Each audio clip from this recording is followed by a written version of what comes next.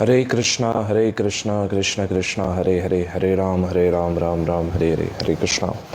എല്ലാ ഭക്തജനങ്ങൾക്കും സ്വാഗതം. അടിയുടെ വിനീതമായ നമസ്കാരം. നമുക്ക് ഇന്നത്തെ സത്സംഗം ആരംഭിക്കാം. ഭക്തരെല്ലാവരും ലൈവിൽ വരുന്നവരെ നമുക്കൊരു കീർത്തനം. ഞാനിപ്പോൾ ആയുർവേദ ട്രീറ്റ്മെൻറ്റിന് വേണ്ടി പത്തനംതിട്ട വന്നിരിക്കുകയാണ്. പന്തളത്തിനടുത്തായിട്ടാണ്. അന്നേരം ഇവിടെ ഇപ്പോൾ ട്രീറ്റ്മെൻറ്റ് ഇന്നലെ ആരംഭിച്ചു. ഒന്നുമില്ല, ചെറുതായിട്ട് നമ്മുടെ ലിവറിൻ്റെ ഒരു നേരത്തെ മുതലുണ്ടായിരുന്ന പ്രശ്നമില്ല, അതിന് വേണ്ടിയുള്ള ട്രീറ്റ്മെൻറ്റ്. കുറേ നാളായിട്ട് പെൻഡിങ് ആയിരുന്നു, അതിപ്പോൾ വീണ്ടും തുടരുകയാണ് ട്രീറ്റ്മെൻറ്റ്. അതിനുശേഷം ഒരു 1-2 ആഴ്ചയോളം കാണും, ഒരാഴ്ചയോളം കാണും. അത് കഴിഞ്ഞിട്ട് പിന്നെ വീണ്ടും ഗുരുവായൂരിലേക്ക്. ഹരേ കൃഷ്ണ. എല്ലാവരും സപ്താഹത്തിൻ്റെ വീഡിയോസ് കണ്ടു എന്ന് വിചാരിക്കുന്നു. അതുകൂടാതെ നമ്മുടെ ഗൗർ പൂർണിമ മഹോത്സവം അതും എല്ലാവരും കണ്ടു എന്ന് വിചാരിക്കുന്നു. ലൈവിലിടാൻ പറ്റിയില്ല, ക്ഷമിക്കണം. അത് വീഡിയോ എടുത്തിട്ട് പിന്നെ ഇടാമെന്ന് വിചാരിച്ചു. അതുകൊണ്ടാണ്, കാരണം ആ ഒരു ആഘോഷത്തിൻ്റെ ഇടയിൽ ആ ഒരു പല ചടങ്ങുകളും കാണുമല്ലോ. അതിൻ്റെ ഇടയിലാകുമ്പോൾ എല്ലാ കാര്യങ്ങളും അത് ചിലപ്പോൾ ലൈവിൽ മിസ്സാവും, പിന്നെ അവിടെ ചെയ്യുന്ന കാര്യങ്ങൾ മിസ്സാവും. എല്ലാവർക്കും കേൾക്കാൻ പറ്റുന്നുണ്ടല്ലോ അല്ലേ? കമൻസിൽ ഇടാം കേൾക്കാൻ പറ്റുന്നുണ്ടെങ്കിൽ. അങ്ങനെ കഴിഞ്ഞ കുറേ ആഴ്ചകളായിട്ട് നമ്മൾ ശ്രീമദ് ഭാഗവതം ഏകദേശം സപ്താഹത്തിലൂടെ കംപ്ലീറ്റ് ചെയ്യുന്നു. പിന്നെ ചൈതന്യ മഹാപ്രഭുവിൻ്റെ ലീലകളും ഭാഗികമായിട്ടല്ല, ഏറെക്കുറെ നമ്മൾ ചുരുക്കത്തിൽ ചർച്ച ചെയ്തു. ഇന്നു മുതൽ നമ്മുടെ നിത്യം ഭാഗവത ശ്രവണോത്സവം എന്നും നടക്കുന്ന അത് വീണ്ടും പുനരാരംഭിക്കുകയാണ്. അന്നേരം രാവിലെ എല്ലാ ദിവസവും 7 മണിക്ക് ശ്രീമദ് ഭാഗവതം ലൈവിൽ, ഉച്ചയ്ക്ക് 2 മണിക്ക് നാരായണീയം, വൈകുന്നേരം 7 മണിക്ക് നമ്മളെല്ലാവരും ആകാംക്ഷയോടെ കാത്തിരിക്കുന്ന മഹാഭാരതം ഇന്നു മുതൽ വീണ്ടും തുടരുകയാണ്. ഇങ്ങനെ നമ്മൾ ഒരു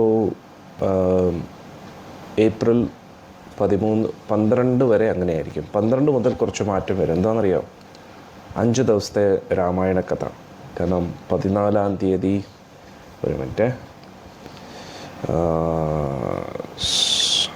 17-ാം തീയതി രാംനവമി വരികയാണ്.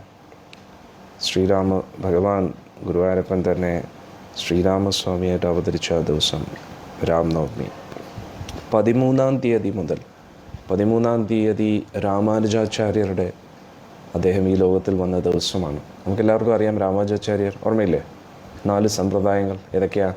ബ്രഹ്മസമ്പ്രദായം, രുദ്രസമ്പ്രദായം, ശ്രീ സമ്പ്രദായം, കുമാരസമ്പ്രദായം. അന്നേരം ആ ബ്രഹ്മസമ്പ്രദായത്തിലെ ആചാര്യനാണ് നമ്മുടെ മധ്വാചാര്യൻ. ആ പരമ്പരയിലാണ് നമ്മൾ വരുന്നത്. പിന്നെ രുദ്രസമ്പ്രദായത്തിലെ വിഷ്ണുസ്വാമി, കുമാരസമ്പ്രദായത്തിലെ നിംബർക്കാചാര്യൻ, പിന്നെ ശ്രീ സമ്പ്രദായത്തിലെ രാമാനുജാചാര്യൻ ലക്ഷ്മണസ്വാമിയുടെ അവതാരം. അതിന് അദ്ദേഹം അവതരിച്ച ദിവസമാണ് 13-ാം തീയതി ഏപ്രിൽ മാസം. അന്ന് മുതൽ രാമായണം ആരംഭിക്കുകയാണ്. പിന്നെ നമ്മുടെ ഗുരുവായൂരിൽ തന്നെ അദ്ദേഹത്തിൻ്റെ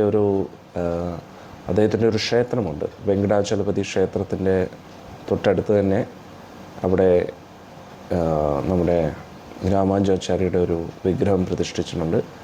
നമ്മൾ അവിടേക്ക് പോയി ഒന്ന് കീർത്തനം ചെയ്യാം അദ്ദേഹത്തിൻ്റെ ആ ദിവസം, അങ്ങനെ വിചാരിക്കുന്നു.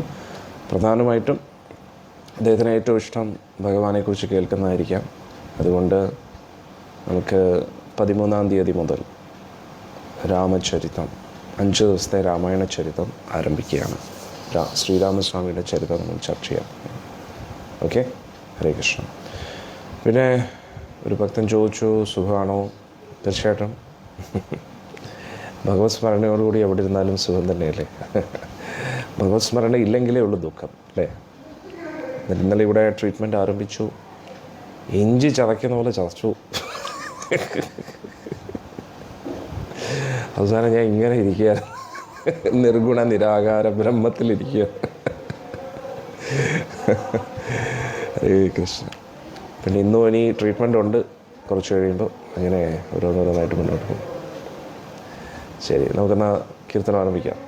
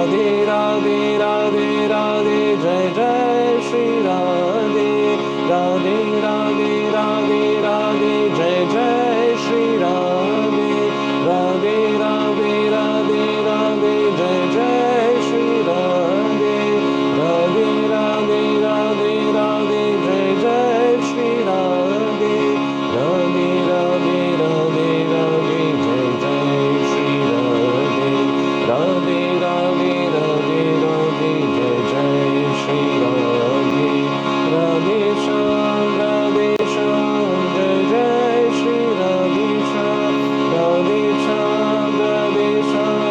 जय जय श्री राधे श्याम राधे श्याम राधे राधे श्याम राधे श्याम राधे राधे श्याम राधे राधे राधे राधे जय जय श्री राधे राधे राधे राधे राधे जय जय श्री राधे राधे राधे राधे राधे जय जय श्री राधे राधे राधे राधे राधे जय जय श्री राधे। श्रीमती राधा रानी की जय, श्री राधा पवन पुराधीश्वर की जय, वृंदावन धाम की जय, नवदीप मायापुर धाम की जय, पुरुषोत्तम क्षेत्र से जगन्नाथ धाम की जय, गंगामयी यमुनामयी की जय, भक्ति देव संग्राम की जय, सर्वे गौर भक्तों की जय। पिताय गौर प्रेमानंदे हरि बोल। ओम नमो भगवते वासुदेवाय, ओम नमो भगवते वासुदेवाय, ओम नमो भगवते वासुदेवाय। नारायणं नमस्कृत्यं नरं चैव नरोत्तमं देवीं सरस्वतीं व्यासं ततो जयमुदीरयेत्। नष्टप्रायेषु भद्रेषु स्वपदान्तिकं वन्देऽहं श्रीगुरों श्रीयुतापदकमलं श्रीगुरुं वैष्णवंश्च श्रीरूपं साग्रजातं सहगणरघुनाथान्वितं तं सजीवं साद्वैतं सावधूतं परिजनासहितं कृष्णचैतन्यदेवं श्रीराधा कृष्णपादान् सहगणललिता श्रीविशाखी श्रीवासवानवी देवी दयिताय कृपाब्दे कृष्णसम्बन्धविज्ञानदायिने प्रभवे नमः। माधुर्योज्ज्वलप्रेमाढ्य श्रीरूपानुगभक्तिदा श्रीगौरकरुणाशक्तिविग्रहाय नमोस्तुते। नमस्ते गौरवाणी श्रीमूर्ते दीनतारिणे रूपानुगविर्दवसिद्धान्तद्वन्द्वहारिणे नमो गौरकिशोराय साक्षात् वैराग्यमूर्तये विप्रलम्बरसाम्बोधे पादाम्बुजायते नमः। नमो भक्तिविनोदाय सच्चिदानन्दनामिने गौरशक्तिस्वरूपाय रूपानुगवरायते गौराविर्भावभो मेस्तं निर्देश सज्जनप्रिय वैष्णव सर्वभौम श्रीजगन्नाथाय ते नमः। नमो महावदन्याय कृष्णप्रेमप्रदायिते कृष्णाय कृष्णचैतन्यनामिने गौरतुसे नमः। पञ्चतत्त्वात्मकं कृष्णं भक्तरूपस्वरूपकं भक्तावतारं भक्ताख्यं नमामि भक्तशक्तिकम्। हे कृष्णा करुणा सिंधो दीनबंधो जगत्पते गोपेश गोपिका कांता राधा कांता नमोस्तुते। जयदां सुरदोपंगोर्मम मन्दमतेर्गतिमत्सर्वस्वपादाम्बोजो राधा मदन मोहनो दिव्यद्वृन्दारण्यकल्पद्रुमदा श्रीमद्रत्नागार सिंहासनस्थो श्रीमद्राधा श्रीरघुविन्ददेवो प्रेष्ठारभिसेव्यमानो स्मरामि। श्रीमन्रासुरसारम्भी वंशीपटत्तटस्थिता कर्षन्वेणुस्मनेर्गोपीर्गोपीनाथ श्रियस्तुना तप्तकाञ्चन गौरांगी राधे वृंदावनेश्वरी वृषभानुसुते देवी प्रणमामि हरिप्रिये। जय श्री कृष्ण चैतन्य प्रभु नित्यानंद श्री अद्वैत गदाधर श्रीवात्सदि गौरभक्तवृंद। हरे कृष्णा कृष्ण कृष्ण हरे हरे हरे राम राम राम हरे हरे। हरे कृष्णा कृष्ण कृष्ण हरे हरे राम राम राम हरे हरे। हरे कृष्ण कृष्ण कृष्ण हरे हरे राम राम हरे हरे। मूकं करोति वाचालं पङ्गुं लङ्घयते गिरिं यत्कृपातमहं वन्दे श्रीगुरुं दीनतारिणं परमानन्दमाधवं श्रीचैतन्यमीश्वरं। हरि ओं तत्सत्। നമുക്ക് ആരംഭിക്കാം സത്സംഗം.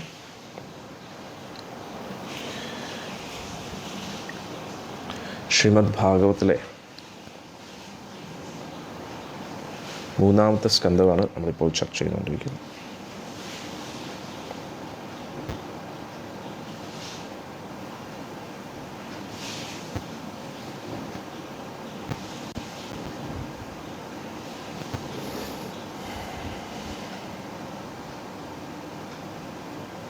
വിതുരർ മൈത്രി ഋഷിയോട് കുറേ ചോദ്യങ്ങൾ ചോദിക്കുകയാണ്. അതിൻ്റെ ഉത്തരം മൈത്രി ഋഷി പറയുന്ന ആ ഭാഗമാണ് നമ്മളിപ്പോൾ ചർച്ച ചെയ്തുകൊണ്ടിരിക്കുന്നത്.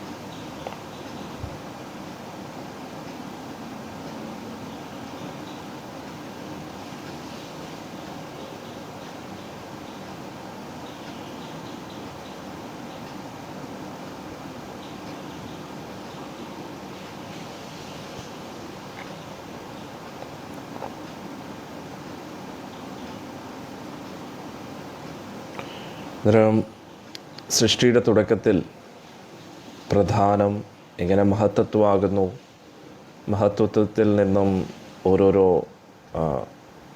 പ്രധാനപ്പെട്ട മൂലകങ്ങൾ വരുന്നു. സത്വഗുണം, രജഗുണം, തമഗുണത്തിൽ നിന്നും മനസ്സ്, ദേവന്മാർ, കർമ്മേന്ദ്രിയം, ജ്ഞാനേന്ദ്രിയം, ബുദ്ധി, അതുകൂടാതെ ഇന്ദ്രിയ വിഷയങ്ങളും പഞ്ചഭൂതവും എങ്ങനെ വരുന്നു, അതൊക്കെ നമ്മൾ പഠിച്ചു. എല്ലാവർക്കും ഓർമ്മയില്ലേ? ആർക്കെങ്കിലും അത് വീണ്ടും കേൾക്കണമെന്നുണ്ടോ? അത് നമുക്ക് ചർച്ച തുടരണം. കമൻസിലിട്ടോളൂ.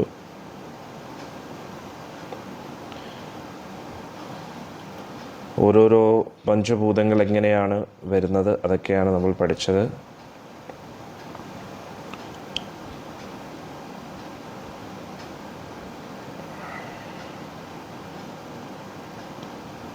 എല്ലാം ഈ മൂലകങ്ങളെല്ലാം വന്നതിന് ശേഷം അവർക്ക് എന്ത് ചെയ്യണമെന്ന് അറിയാതിരിക്കുമ്പോൾ അവർ ഭഗവാനെ സ്തുതിക്കുകയാണ്.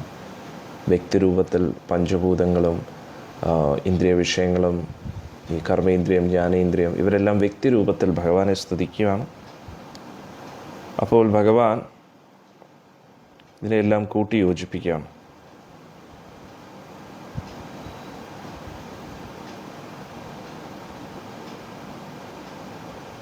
ഭഗവാൻ ഒരേ സമയത്ത് ഭഗവാന്റെ കാലശക്തിയോടുകൂടി ഇതിനെയെല്ലാം കൂട്ടി യോജിപ്പിച്ച് ഇതിനെയെല്ലാം ബ്രഹ്മാണ്ടങ്ങളായിട്ട് മാറ്റുകയാണ്.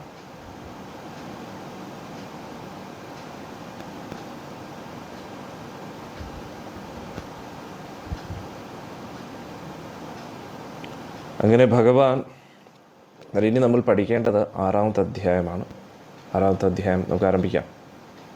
കമൻസിലിടൂ. ഓക്കെ, ആരംഭിക്കാം. 6ാമത്തെ അധ്യായം. ഈ 6ാമത്തെ അധ്യായത്തിൽ സൃഷ്ടിയെക്കുറിച്ച് എൻ്റെ അടുത്ത ഭാഗം പറയുക.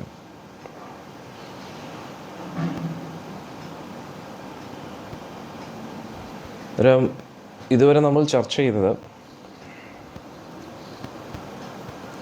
നമ്മുടെ സൃഷ്ടിയുടെ തുടക്കത്തിൽ ഈ സൃഷ്ടിക്ക് വേണ്ടുന്ന എല്ലാ മൂലകങ്ങളും ഒരു ഭാഗത്തിങ്ങനെ ഒതുങ്ങിക്കൂടിയിരിക്കുകയാണ്. ഈ പ്രപഞ്ചത്തിലുള്ള എല്ലാ ശരീരങ്ങളും എല്ലാ വസ്തുക്കളും ഒരു ഭാഗത്ത് തന്നെ ഇങ്ങനെ ഒതുങ്ങിക്കൂടിയിരിക്കുകയാണ്. ഭഗവാൻ അതിനെ നോക്കുന്ന സമയത്ത് അത് പ്രവർത്തിച്ചു തുടങ്ങുകയാണ്. അന്നേരം പ്രവർത്തിക്കാതിരിക്കുന്ന ഒരു ഭാഗത്ത് തന്നെ ഒതുങ്ങിക്കൂടിയിരിക്കുന്ന ഈ പ്രപഞ്ചത്തിലുള്ള എല്ലാ വസ്തുക്കളും, നമ്മുടെ ശരീരങ്ങൾ ഉൾപ്പെടെ എല്ലാം, എന്നിട്ട് നമ്മൾ ജീവാത്മാക്കൾ ഭഗവാന്റെ ഉള്ളിലിരിക്കുകയാണ്. എന്നിട്ട് നമ്മൾ എല്ലാ ജീവാത്മാക്കളുടെയും ശരീരങ്ങളൊക്കെ അവിടെ ഇങ്ങനെ ഒത്തുകൂടിയിരിക്കുകയാണ്. പിന്നെ നമ്മുടെ ഈ ശരീരം എന്ന് പറഞ്ഞാൽ നമ്മുടെ ശരീരം എന്ന് നമുക്ക് പറയാൻ കഴിയില്ല. നമുക്ക് താൽക്കാലികമായിട്ട് ലഭിക്കുന്നതാണ്. ജനനത്തിന് മുമ്പേ ഈ ശരീരം നമ്മുടെയല്ല, മരണത്തിന് ശേഷവും ഈ ശരീരം നമ്മുടേതല്ല, അല്ലേ? കുറച്ച് സമയം മാത്രമേ നമ്മളിത് ഉപയോഗിക്കുന്നുള്ളൂ. അന്നേരം നമ്മൾ ഇതിൽ നിന്ന് വ്യത്യസ്തമായിട്ട് നിൽക്കുകയാണ്. അന്നേരം പ്രളയം വരുമ്പോൾ നമ്മൾ ഭഗവാന്റെ ഉള്ളിലേക്ക് പോയി അങ്ങ് ഇരിക്കുകയാണ്. ലയിക്കുക എന്ന് പറയാൻ പറ്റത്തില്ല. ലയിക്കുക എന്ന് പറഞ്ഞാൽ നമുക്ക് വ്യക്തിത്വം ഇല്ല എന്നാണ്. പക്ഷേ ലയിക്കുക എന്ന് പറഞ്ഞാൽ ഭഗവാന്റെ കൂട്ടത്തിൽ ചേർന്ന് നിൽക്കുന്നു എന്നേ ഉള്ളൂ. പക്ഷെ വ്യക്തിത്വം നഷ്ടപ്പെടുന്നില്ല. നമ്മൾ വ്യക്തികളായിട്ട് തന്നെ തുടരുന്നു. പല ആത്മീയ പാതയിൽ സഞ്ചരിക്കുന്ന വ്യക്തികൾക്കും ഈ ഒരു തെറ്റിദ്ധാരണയുണ്ട്. സായുജ്യം എന്ന് പറഞ്ഞാൽ ഭഗവാനുമായിട്ട് അങ്ങ് കൂടിച്ചേരുന്നു എന്നാണ് വിചാരിക്കുന്നത്. ഭഗവാനും നമ്മൾ പിന്നെ വേറെ വ്യത്യാസമില്ലാതെയാകുന്നു. അങ്ങനെയല്ല.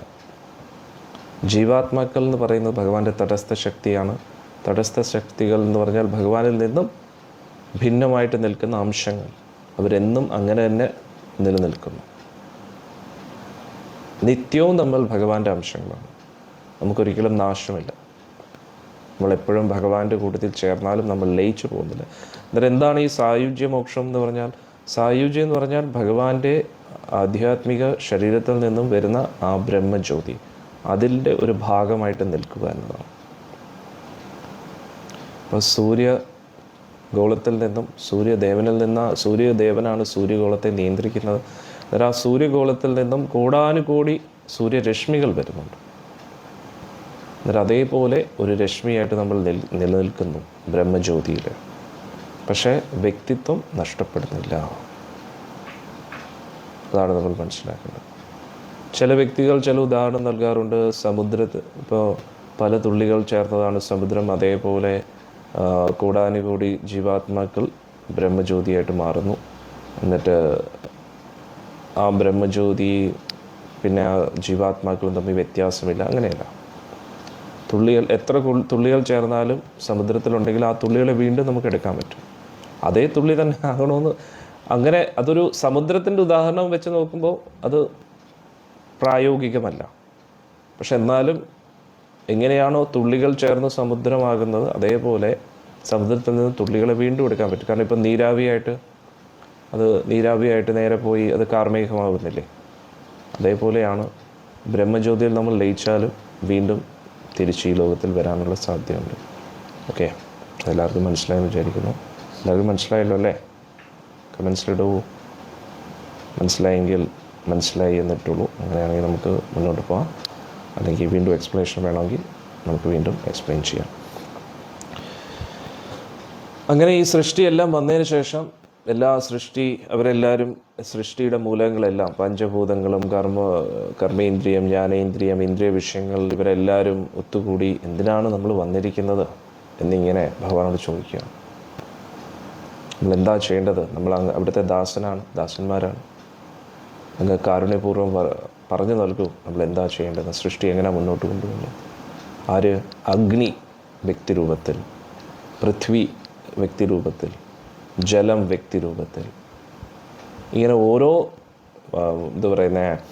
വായു, പിന്നെ ആകാശം, എല്ലാ പഞ്ചഭൂതങ്ങളും ഇന്ദ്രിയ വിഷയങ്ങളും ഇവരെല്ലാം വ്യക്തിരൂപത്തിൽ ഭഗവാന്റെ മുമ്പിൽ വന്നിരിക്കുകയാണ്. എന്താ ചെയ്യേണ്ടതെന്ന് ഭഗവാനോട് ചോദിക്കുകയാണ്. കർമ്മേന്ദ്രിയങ്ങൾ, അതായത് കൈ, കാല്, ജനനേന്ദ്രിയം, ഗുദം, ശബ്ദം, ഇത് കൂടാതെ ഈ ഇന്ദ്രിയ വിഷയങ്ങൾ,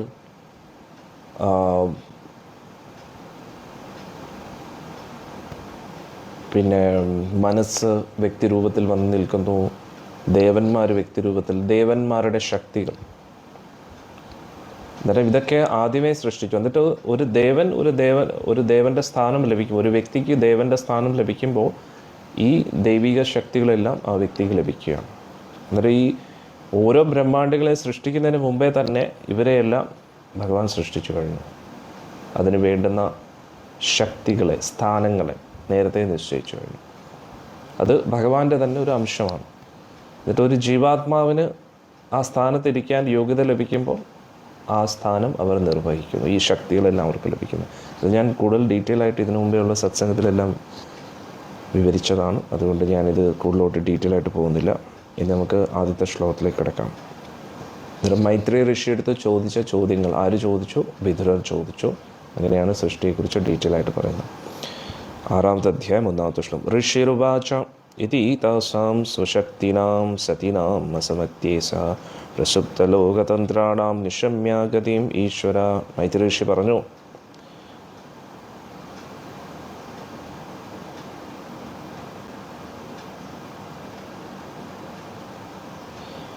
ഭഗവാൻ ആ വ്യക്തിരൂപങ്ങളായിട്ടുള്ള ഭഗവാന്റെ ശക്തികളുടെ പ്രാർത്ഥനയെല്ലാം കേട്ടു.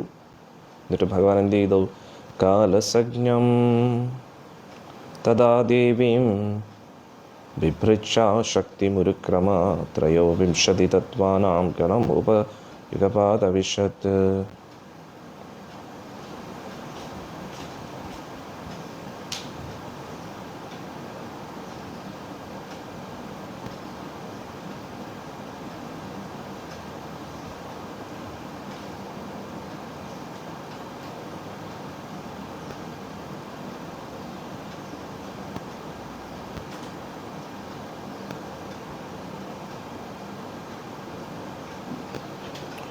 ഇവിടെ എടുത്തു പറയുന്നു ഭഗവാന്റെ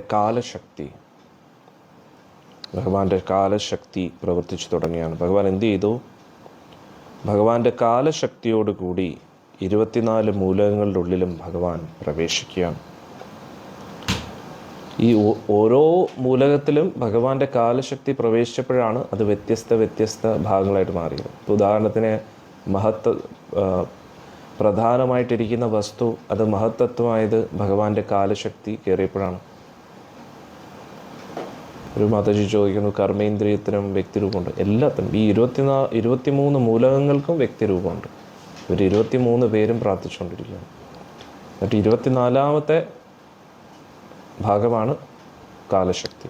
അന്നേരം ഭഗവാൻ കാലശക്തിയായിട്ട് ഭഗവാന്റെ തന്നെ കാലശക്തിയോടൊപ്പം പ്രവേശിക്കുകയാണ്.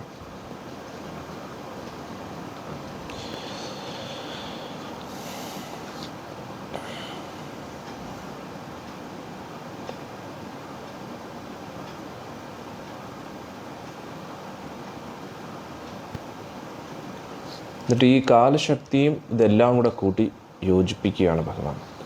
സ അനുപ്രവിഷ്ട ഭഗവാൻ ചേഷ്ടരൂപേണ തം ഗണാം ഭിന്നം സംയോജ്യാമാസ സുപ്തം കർമ്മ പ്രബോധയൻ. ഭഗവാൻ അങ്ങനെ കാലശക്തിയോടുകൂടി ഈ 23 മൂലകങ്ങളും പ്രവേശിച്ചപ്പോൾ അവർക്കെല്ലാം ഒരു ഊർജം ലഭിച്ചു.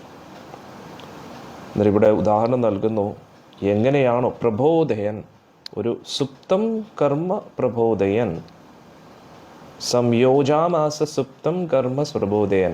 ഉറങ്ങിക്കിടക്കുന്ന വ്യക്തി പെട്ടെന്ന് ഉണർന്ന് പ്രവർത്തിക്കാൻ തുടങ്ങുന്നത് പോലെ ഈ 23 മൂലകങ്ങളും പ്രവർത്തിച്ചു തുടങ്ങി. പ്രബുദ്ധ കർമ്മദേവേന ത്രയവിംശതികാ ഗണ പ്രേരിതോ ജനയത് സ്വാഭിർ മാത്രഭിരതിപുരുഷം. ഭഗവാൻ കാലശക്തിയോടുകൂടി ഇതിൻ്റെ ഉള്ളിൽ പ്രവേശിച്ചപ്പോൾ ഭഗവാന്റെ വിരാട് രൂപം തയ്യാറായി എന്ന് പറയുന്നു. ആദിപുരുഷനായ വിരാട് രൂപം തയ്യാറായി. പരേണ വിശതാ സ്വസ്മിൻ മാത്രയാ വിശ്വസൃഗണ ചുക്ഷുഭാന്യോന്യം അസാധ്യ യസ്മിൻ ലോകശ്ചരാചര. അന്നേരം ഭഗവാന്റെ എല്ലാവിധ വിസ്തരണങ്ങളോട് കൂടി എല്ലാ മൂലകങ്ങളിലും പ്രവേശിച്ചു. ഉടൻ തന്നെ അതൊരു വലിയ രൂപമായിട്ട് മാറി. 14 ലോകങ്ങളും അടങ്ങുന്ന ബ്രഹ്മാണ്ടങ്ങളായിട്ട് മാറി. സർവ ചരാചരങ്ങളും എല്ലാം അതിൽ നിറഞ്ഞു നിന്നു ഭഗവാന്റെ ആ വിശ്വരൂപത്തിൽ. ഹിരൺമയാ സ പുരുഷ സഹസ്രപരിവത്സരാൻ അണ്ഡകോശ ഉപസാപ്സു സർവസത്വോ ബ്രഹ്മിത. അങ്ങനെ ആ വിരാട് രൂപം എടുത്ത് ഭഗവാൻ ആ രൂപത്തെ ഹിരൺമയൻ അല്ലെങ്കിൽ ഹിരണ്യഗർഭൻ എന്ന് പറയുന്നു. ഭഗവാൻ 1000 ദേവവർഷം ആ കാരണജലത്തിൽ തന്നെ ശയിച്ചു. എല്ലാ ജീവാത്മാക്കളും കൂടെ ചേർന്നു. സ്വവൈ വിശ്വസൃജം ഗർഭോ ദേവകർമാത്മശക്തിമാൻ വിഭഭാജാത്മാനാത്മാനം ഏകദാ ദശദാ ത്രിധാ.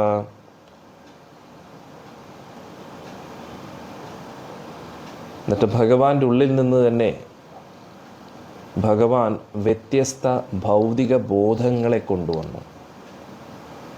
അതായത് ആത്മാവ്, ബോധം, ശരീരം. ഈ ബോധത്തിനനുസരിച്ചാണ് നമ്മൾ ആത്മാവിനെ തിരിച്ചറിയുന്നതോ അല്ലെങ്കിൽ ആത്മാവിനെ മറക്കുന്നതോ. അന്നേരം ഭഗവാൻ ഭൗതിക ബോധത്തെ സൃഷ്ടിച്ചു. ഈ ഭൗതിക ബോധമാണ് നമ്മുടെ ഈ ഭൗതിക അസ്തിത്വത്തിൻ്റെ അടിസ്ഥാനം. അതുകൊണ്ടാണ് കൃഷ്ണാവബോധം എന്ന് പറയുന്നത്. നമ്മളെക്കുറിച്ച് മറന്നിരിക്കുന്നു, നമ്മൾ ശരീരബോധത്തിലിരിക്കുന്നു. നമ്മളെക്കുറിച്ച് തിരിച്ചറിയുമ്പോൾ ആത്മീയ അവബോധത്തിലെത്തുന്നു. ആത്മീയ അവബോധത്തിൻ്റെ പരമോന്നത അവസ്ഥ കൃഷ്ണാവബോധം. ഭഗവാനെക്കുറിച്ച് ബോധവാനായിട്ടിരിക്കുന്നു. അന്നേരം ഭഗവാനെക്കുറിച്ച് കോൺഷ്യസ് ആയിട്ടിരിക്കാം. How to be conscious of Krishna, that is Krishna consciousness. അന്നേരം ആ കൃഷ്ണാവബോധത്തിലേക്ക് നമ്മളെ ഉയർത്താൻ വേണ്ടിയാണ് നമ്മൾ ഭക്തി പരിശീലിക്കുന്നത്.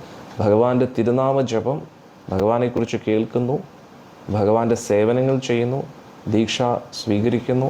ഇങ്ങനെ തുടർച്ചയായിട്ട് ഭഗവാനുമായിട്ട് ബന്ധപ്പെട്ട് കണക്റ്റഡ് ആയിട്ടിരിക്കുമ്പോൾ നമ്മുടെ ഭഗവാനെക്കുറിച്ചുള്ള ബോധം, we will be conscious of Krishna. And when we will be conscious of Krishna, we will understand who we are. നമ്മൾ കൃഷ്ണനെക്കുറിച്ച് ബോധവാനായിട്ട് ഇരിക്കുന്ന സമയത്ത് നമ്മൾ ആരാണ് നമ്മൾ തിരിച്ചറിയും. മനസ്സിലായില്ലേ? അന്നേരം ഇവിടെ ഭഗവാൻ എന്ത് ചെയ്തു?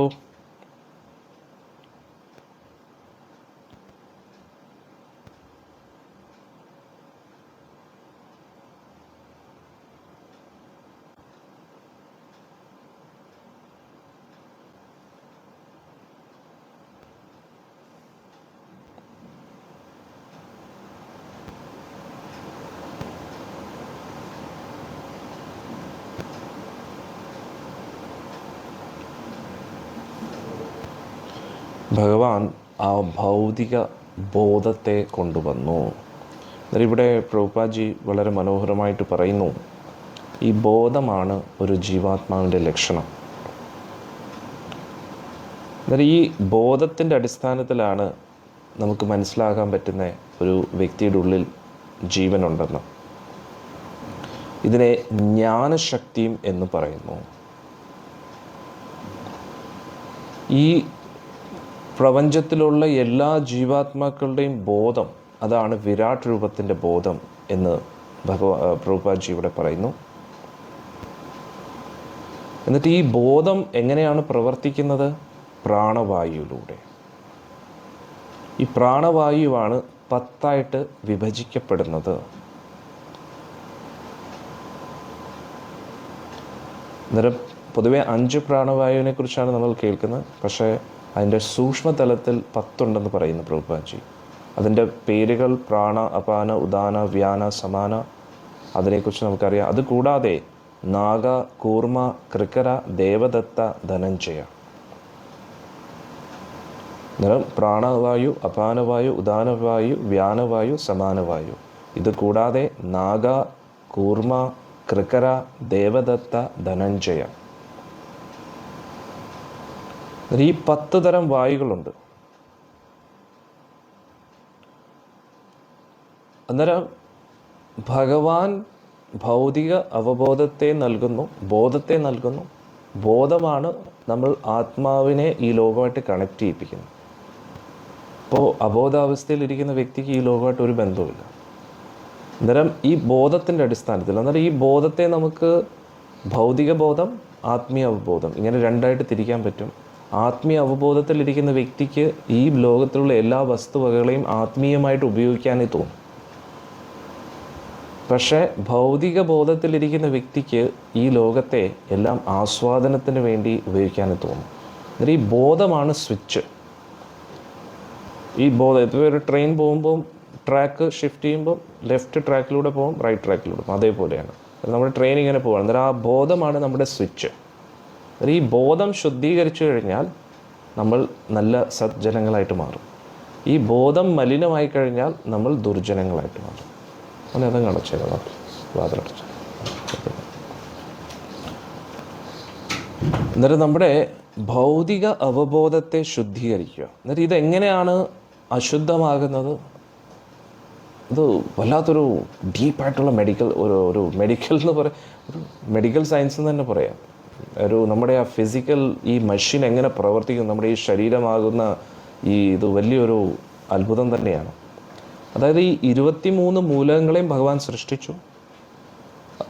അത് നമുക്ക് മനസ്സിലായി. കർമ്മേന്ദ്രിയം, ജ്ഞാനേന്ദ്രിയം, ബുദ്ധി, മനസ്സ്, ഇതിനെ നിയന്ത്രിക്കുന്ന ദേവന്മാർ, ഇതെല്ലാം ഇങ്ങനെ നിലനിർത്തിയിട്ടും ഇതിനൊന്നും പ്രവർത്തിക്കാൻ പറ്റുന്നില്ല. കണക്ഷൻ ഇല്ല തമ്മിൽ. അതായത് ഒരു വാഹനത്തിൻ്റെ പ്രത്യേകം പാർട്സ്, സ്റ്റിയറിംഗ് ഉണ്ടാക്കി, അതിൻ്റെ ക്ലച്ച്, ഗിയർ, ടയറുകൾ, ഹെഡ്ലൈറ്റ്, ഇതെല്ലാം ബാറ്ററി, ഇതെല്ലാം ഇങ്ങനെ വെതറി ഇട്ടിരിക്കുകയാണെങ്കിൽ എങ്ങനെ ഇരിക്കും? എല്ലാം പ്രത്യേകം പാർട്സ് റെഡിയാക്കി, ഇതെല്ലാം പല ഭാഗങ്ങളിലായിട്ട് ഇങ്ങനെ കിടക്കുകയാണ്. പക്ഷേ ഇത് വണ്ടി എന്ന് പറയാൻ പറ്റത്തില്ലല്ലോ. ഇതെല്ലാം കൂടെ കൂട്ടി യോജിപ്പിച്ച് അതിനെ കണക്ട് ചെയ്യുന്ന ഒരു സിസ്റ്റം ഉണ്ടാക്കിയെങ്കിലല്ലേ അത് വാഹനമായിട്ട് ഓടിക്കാൻ പറ്റും. എന്നാൽ അതേപോലെ ഈ പ്രപഞ്ചത്തിലുള്ള എല്ലാ ജീവജാലങ്ങൾക്കും വേണ്ടുന്ന വസ്തുവകകൾ, കണ്ണ്, മൂക്ക്, നാക്ക്, തൊക്ക്, ചെവി, ഇതെല്ലാം വ്യത്യസ്തമായിട്ട് സൃഷ്ടിക്കപ്പെട്ടിരിക്കുന്നു. അന്നേരം നമ്മൾ ഉടനെ ചിന്തിക്കുന്ന ഈ കണ്ണ്, ഇതല്ല. യഥാർത്ഥത്തിൽ ഇതിൻ്റെ പുറകിൽ ഒരു സൂക്ഷ്മ കണ്ണുണ്ട്. ആ കണ്ണാണ് നമ്മൾ ആക്ച്വലി ഉപയോഗിക്കുന്നത്. ഇത് അതിൻ്റെ ഒരു ഫിസിക്കൽ ഒബ്ജക്റ്റ് മാത്രമാണ്.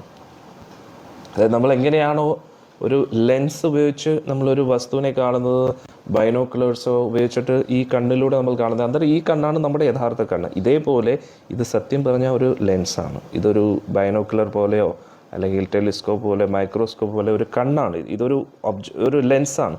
പക്ഷേ യഥാർത്ഥത്തിൽ നമ്മൾ കാണുന്നത് നമ്മുടെ സൂക്ഷ്മ കണ്ണിലൂടെയാണ്. അതിനെക്കുറിച്ചാണ് ഇവിടെ പറയുന്നത്. ആ സൂക്ഷ്മ കണ്ണ് എല്ലാ ജീവാത്മാക്കൾക്കും ലഭിക്കുകയാണ്. മനസ്സ്,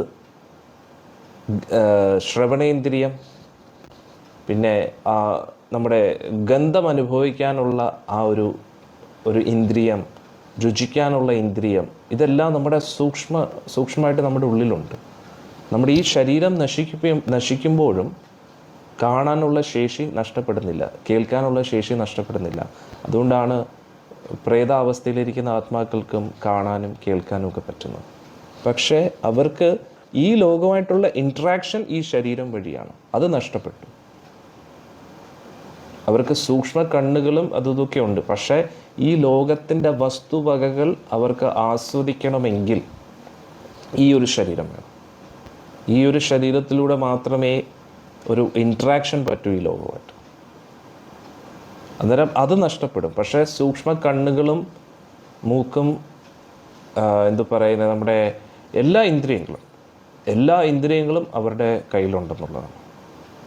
മനസ്സിലായില്ലേ? അന്നേരം ആ ഒരു പ്രക്രിയ, ഒരു വിശപ്പ്, ദാഹം, അതെല്ലാം അതുമായിട്ട് ബന്ധപ്പെട്ട് എല്ലാം അവർക്കുണ്ടെന്നുള്ളതാണ്. അന്നേരം ഈ സൃഷ്ടിക്ക് വേണ്ടത് എല്ലാ വസ്തുവകളും ഇങ്ങനെ സൃഷ്ടിക്കപ്പെട്ടു. എന്നിട്ട് ഭഗവാൻ ബോധത്തെ സൃഷ്ടിക്കാം. ബോധമാണ് ഇതിനെല്ലാം കണക്ട് ചെയ്യുന്നത്. അന്നേരം ഞാൻ എൻ്റെ ശരീരത്തെക്കുറിച്ച് ബോധവാനായിട്ടിരിക്കുമ്പോൾ ഈ ശരീരത്തിൻ്റെ 23 മൂലകങ്ങളും എനിക്ക് വേണ്ടി പ്രവർത്തിച്ചു തുടങ്ങും. അന്നേരം ഈ ബോധം ഈ ശരീരത്തിൽ നിന്ന് പോകുമ്പോൾ ഞാൻ ഈ ശരീരത്തിൻ്റെ 23 മൂലകങ്ങളുമായിട്ട് ഡിസ്കണക്റ്റഡ് ആവുന്നു. ഇത്ര അമേസിങ് കാര്യമല്ലേ? എങ്ങനെയാണ് ഭഗവാൻ ഇതിനെ കണക്ട് ചെയ്യിപ്പിച്ചെന്ന് നോക്കണേ. അന്നേരം ഈ 23 മൂലകങ്ങളും റെഡിയായിട്ട് ഇങ്ങനെ നിൽക്കുകയാണ്, പക്ഷെ കണക്റ്റഡ് ആയിട്ടില്ല. അന്നേരം ഭഗവാൻ എന്ത് ചെയ്തു? ഭൗതിക ബോധത്തെ സൃഷ്ടിച്ചു. ബോധം, ആ ബോധത്തിനെ ചുറ്റിപ്പറ്റി 10 വായു, ഏതൊക്കെ? പ്രാണ, അപാന, ഉദാന, വ്യാന, സമാന, അത് നമുക്കറിയാം. നാഗ, കൂർമ, കൃകര, ദേവദത്ത, ധനഞ്ജയ, ഈ 10 വായുകളെയും സൃഷ്ടിച്ചു എന്നുള്ളത്. എന്നിട്ട് ഈ 10 വായു വഴിയാണ് നമ്മുടെ 10 ഇന്ദ്രിയങ്ങളും പ്രവർത്തിക്കുന്നത്. അന്നേരം ഈ ഒരു 10 വായുവിനും 10 പ്രത്യേക ഫങ്ഷൻസ് ഉണ്ട്.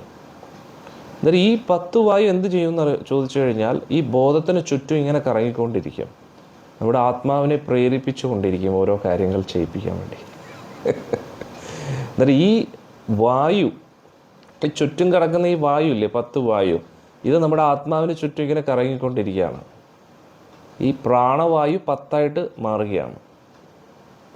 ഒറ്റ പ്രാണവായു 10ആയിട്ട് മാറി. അന്നേരം പ്രാണവായു അല്ല ആത്മാവ്. യഥാർത്ഥത്തിൽ പ്രാണവായുവാണ് നമ്മളെ ഈ ശരീരമായിട്ട് കണക്ട് ചെയ്യിപ്പിക്കുന്ന വസ്തു. ഈ പ്രാണവായു പോയി കഴിഞ്ഞാൽ നമ്മൾ മോക്ഷം കിട്ടുമ്പോൾ ഈ പ്രാണവായുവിൻ്റെ ആവശ്യമില്ല നമുക്ക്, സത്യം പറഞ്ഞു. പക്ഷേ ഈ പ്രാണവായുവാണ് നമ്മളെ ഈ ലോകമായിട്ട് കാണുന്നത്. അതുകൊണ്ടാണ് പ്രാണായാമം ചെയ്യുന്നത്. പ്രാണായാമം ചെയ്ത് നമ്മുടെ വായുവിനെ ശുദ്ധീകരിക്കുകയാണ്. അന്നേരം ഈ വായുവിൻ്റെ ഉള്ളിൽ സൂക്ഷ്മമായിട്ട് ആസ്വാദനത്തിൻ്റെ കോഡുകളുണ്ട്. ആസ്വാദനത്തിന് വേണ്ടി നമ്മളെ ഇങ്ങനെ പ്രേരിപ്പിച്ചുകൊണ്ടേയിരിക്കും. അതുകൊണ്ടാണ് യോഗയിൽ പ്രാണായാമമൊക്കെ ചെയ്യുന്നത്. എന്തിനു വേണ്ടി? കാരണം നമ്മുടെ പ്രാണായാമം ചെയ്യുമ്പോഴേ നമുക്ക് ഭക്ഷണത്തിനോടുള്ള ആർത്തി കുറയും.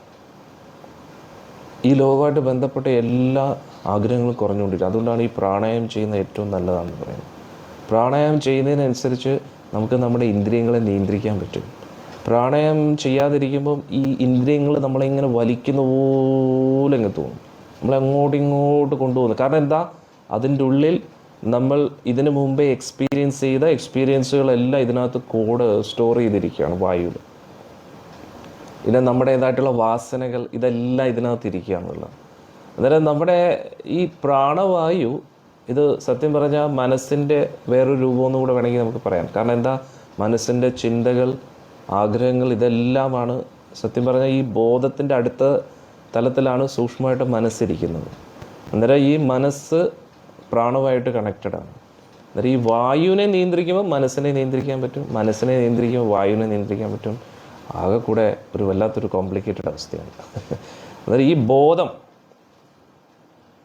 ഈ പ്രാണവായു ഇങ്ങനെ കറങ്ങി കറങ്ങി നമ്മളെ ഇങ്ങനെ പ്രേരിപ്പിച്ചുകൊണ്ടേയിരിക്കും. അതുകൊണ്ടാണ് നമ്മൾ ഓർമ്മയില്ലേ ഉപദേശാമൃതത്തിൽ പഠിച്ചത്?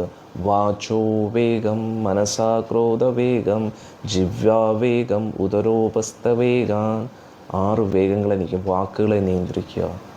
വാചോ വേഗം, മനസ്സ ക്രോധവേഗം.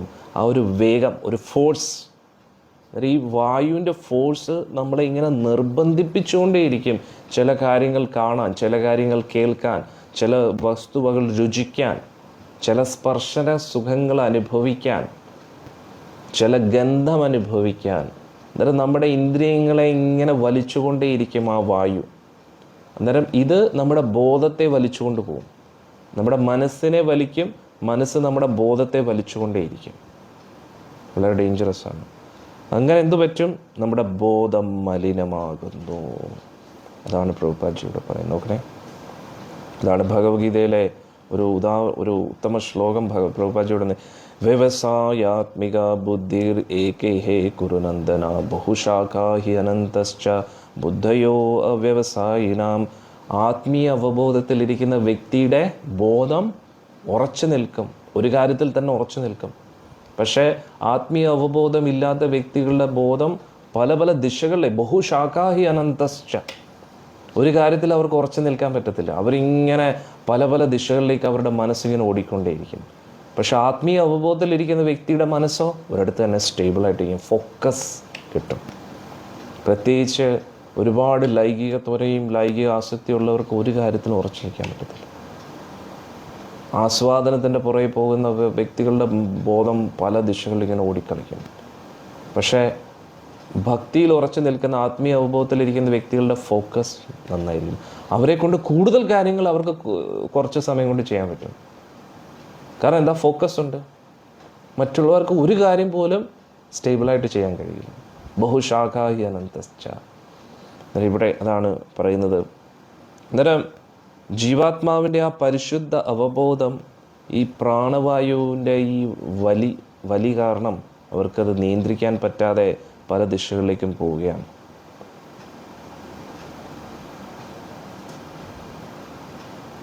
പക്ഷെ ഇവിടെ പറയുന്ന പ്രഭുപാദി അതിമനോഹരം, എത്ര മനോഹരമായിട്ടാണ് പ്രഭുപാദി എഴുതിയിരിക്കുന്നത്. ഭഗവാന്റെ പരമോന്നത ബോധം,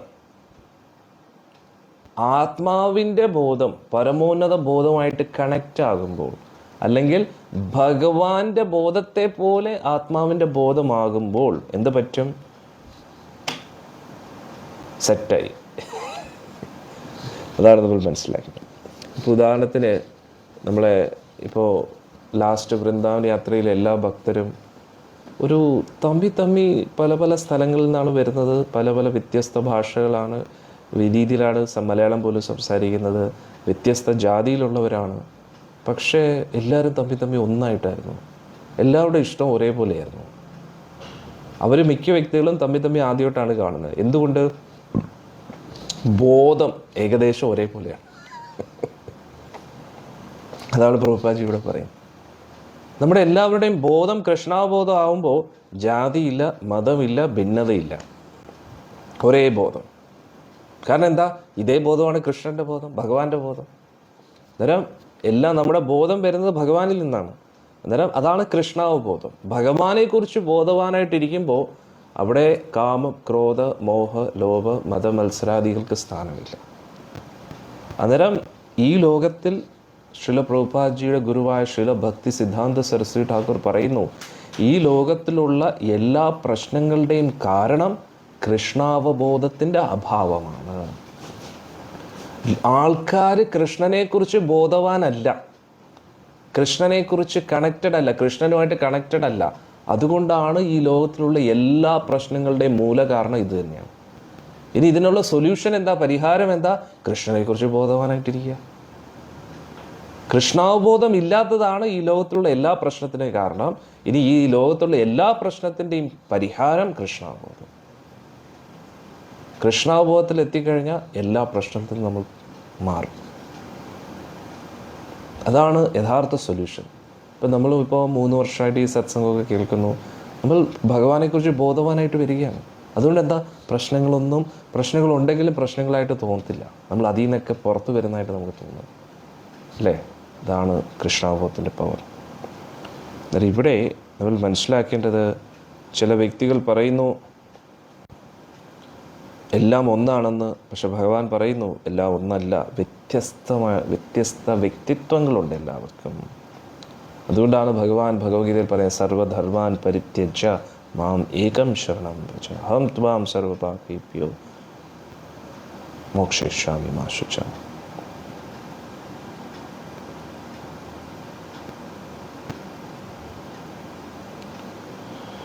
അന്നേരം നമ്മുടെ വ്യക്തിത്വം, ഹരേ കൃഷ്ണ, ക്ഷമിക്കണം, ഇടയ്ക്ക് ഇൻ്റർനെറ്റ് പോയി. നമ്മുടെ ബോധം വളരെ ഇമ്പോർട്ടൻ്റ് ആണ്, നിങ്ങൾക്ക് ഭക്തർക്ക് മനസ്സിലായെന്ന് വിചാരിക്കുന്നു അല്ലേ?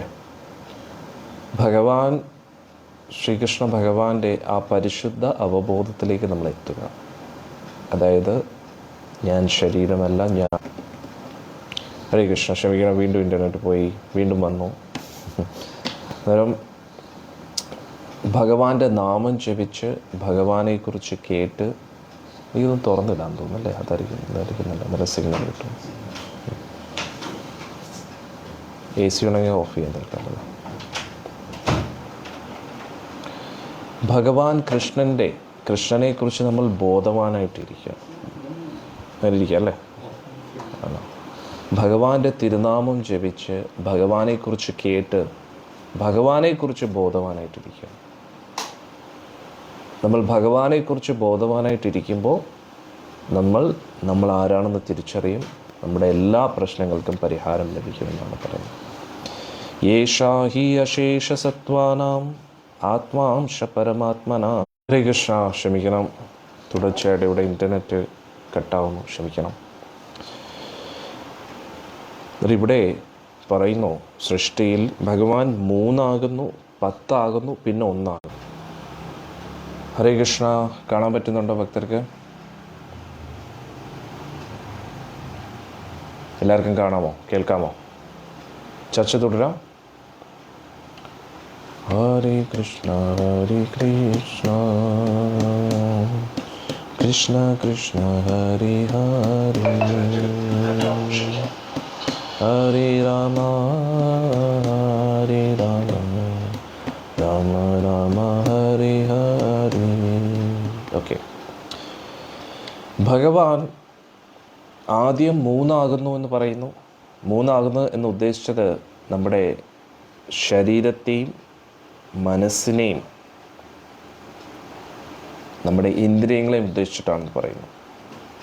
നമ്മുടെ ശരീരം, മനസ്സ്, ഇന്ദ്രിയങ്ങൾ. പിന്നെ 10 ആയിട്ട് മാറുന്നു. 10 പ്രാണവായുകൾ, നമ്മൾ നേരത്തെ പഠിച്ചല്ലേ, 10 പ്രാണവായുകൾ. എന്നിട്ട് ഇതിനെയെല്ലാം നിയന്ത്രിക്കുന്ന ഹൃദയം, ആ ഹൃദയമായിട്ടും ഭഗവാൻ നിൽക്കുന്നു. അന്നേരം ചുരുക്കത്തിൽ പറഞ്ഞാൽ, നമ്മുടെ ശരീരത്തെ എങ്ങനെയാണോ കണക്ട് ചെയ്ത് വെച്ചിരിക്കുന്നത്, അതേപോലെ ഭഗവാൻ ഈ പ്രപഞ്ചത്തിലുള്ള എല്ലാ വസ്തുവകളെയും കണക്ട് ചെയ്യുക. ഇപ്പോൾ നമ്മുടെ ശരീരം നോക്കിക്കഴിഞ്ഞാൽ ശരീരമുണ്ട്, ഇന്ദ്രിയങ്ങളുണ്ട്, ഇതിനെ നിയന്ത്രിക്കുന്ന വായുവുണ്ടും, ഇതിനെ എല്ലാം നിയന്ത്രിക്കുന്ന ഹൃദയമുണ്ട്. ഇതിനെ മൊത്തത്തിൽ ഭഗവാൻ നിയന്ത്രിക്കുകയാണ്. 10ാമത്തെ ശ്ലോകം. സ്മരൻ വിശ്വസൃജാമീശോ വിജ്ഞാപിതം അദോക്ഷജ വിരാജം അതപത്സ്വേന തേജസൈഷാം വിവൃത്തയേ. ഭഗവാൻ തന്നെ പരമാത്മാവായിട്ട് ഇതിനെല്ലാം നിയന്ത്രിക്കുകയാണ്.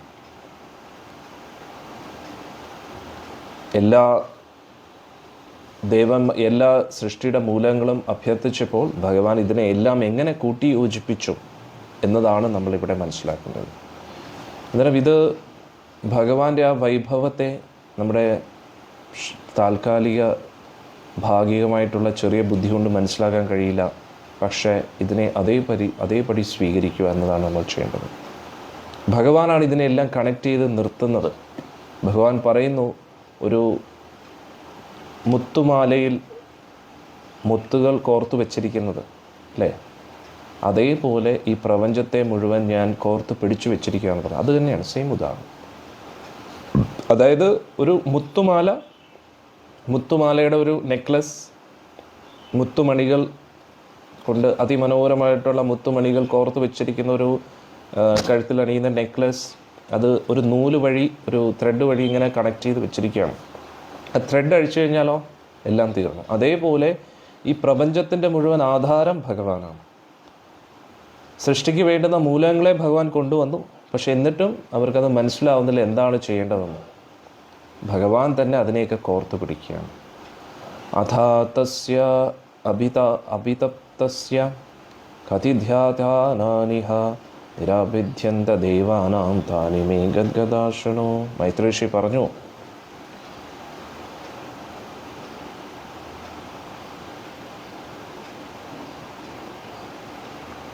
ഭഗവാൻ എങ്ങനെയാണ് വ്യത്യസ്ത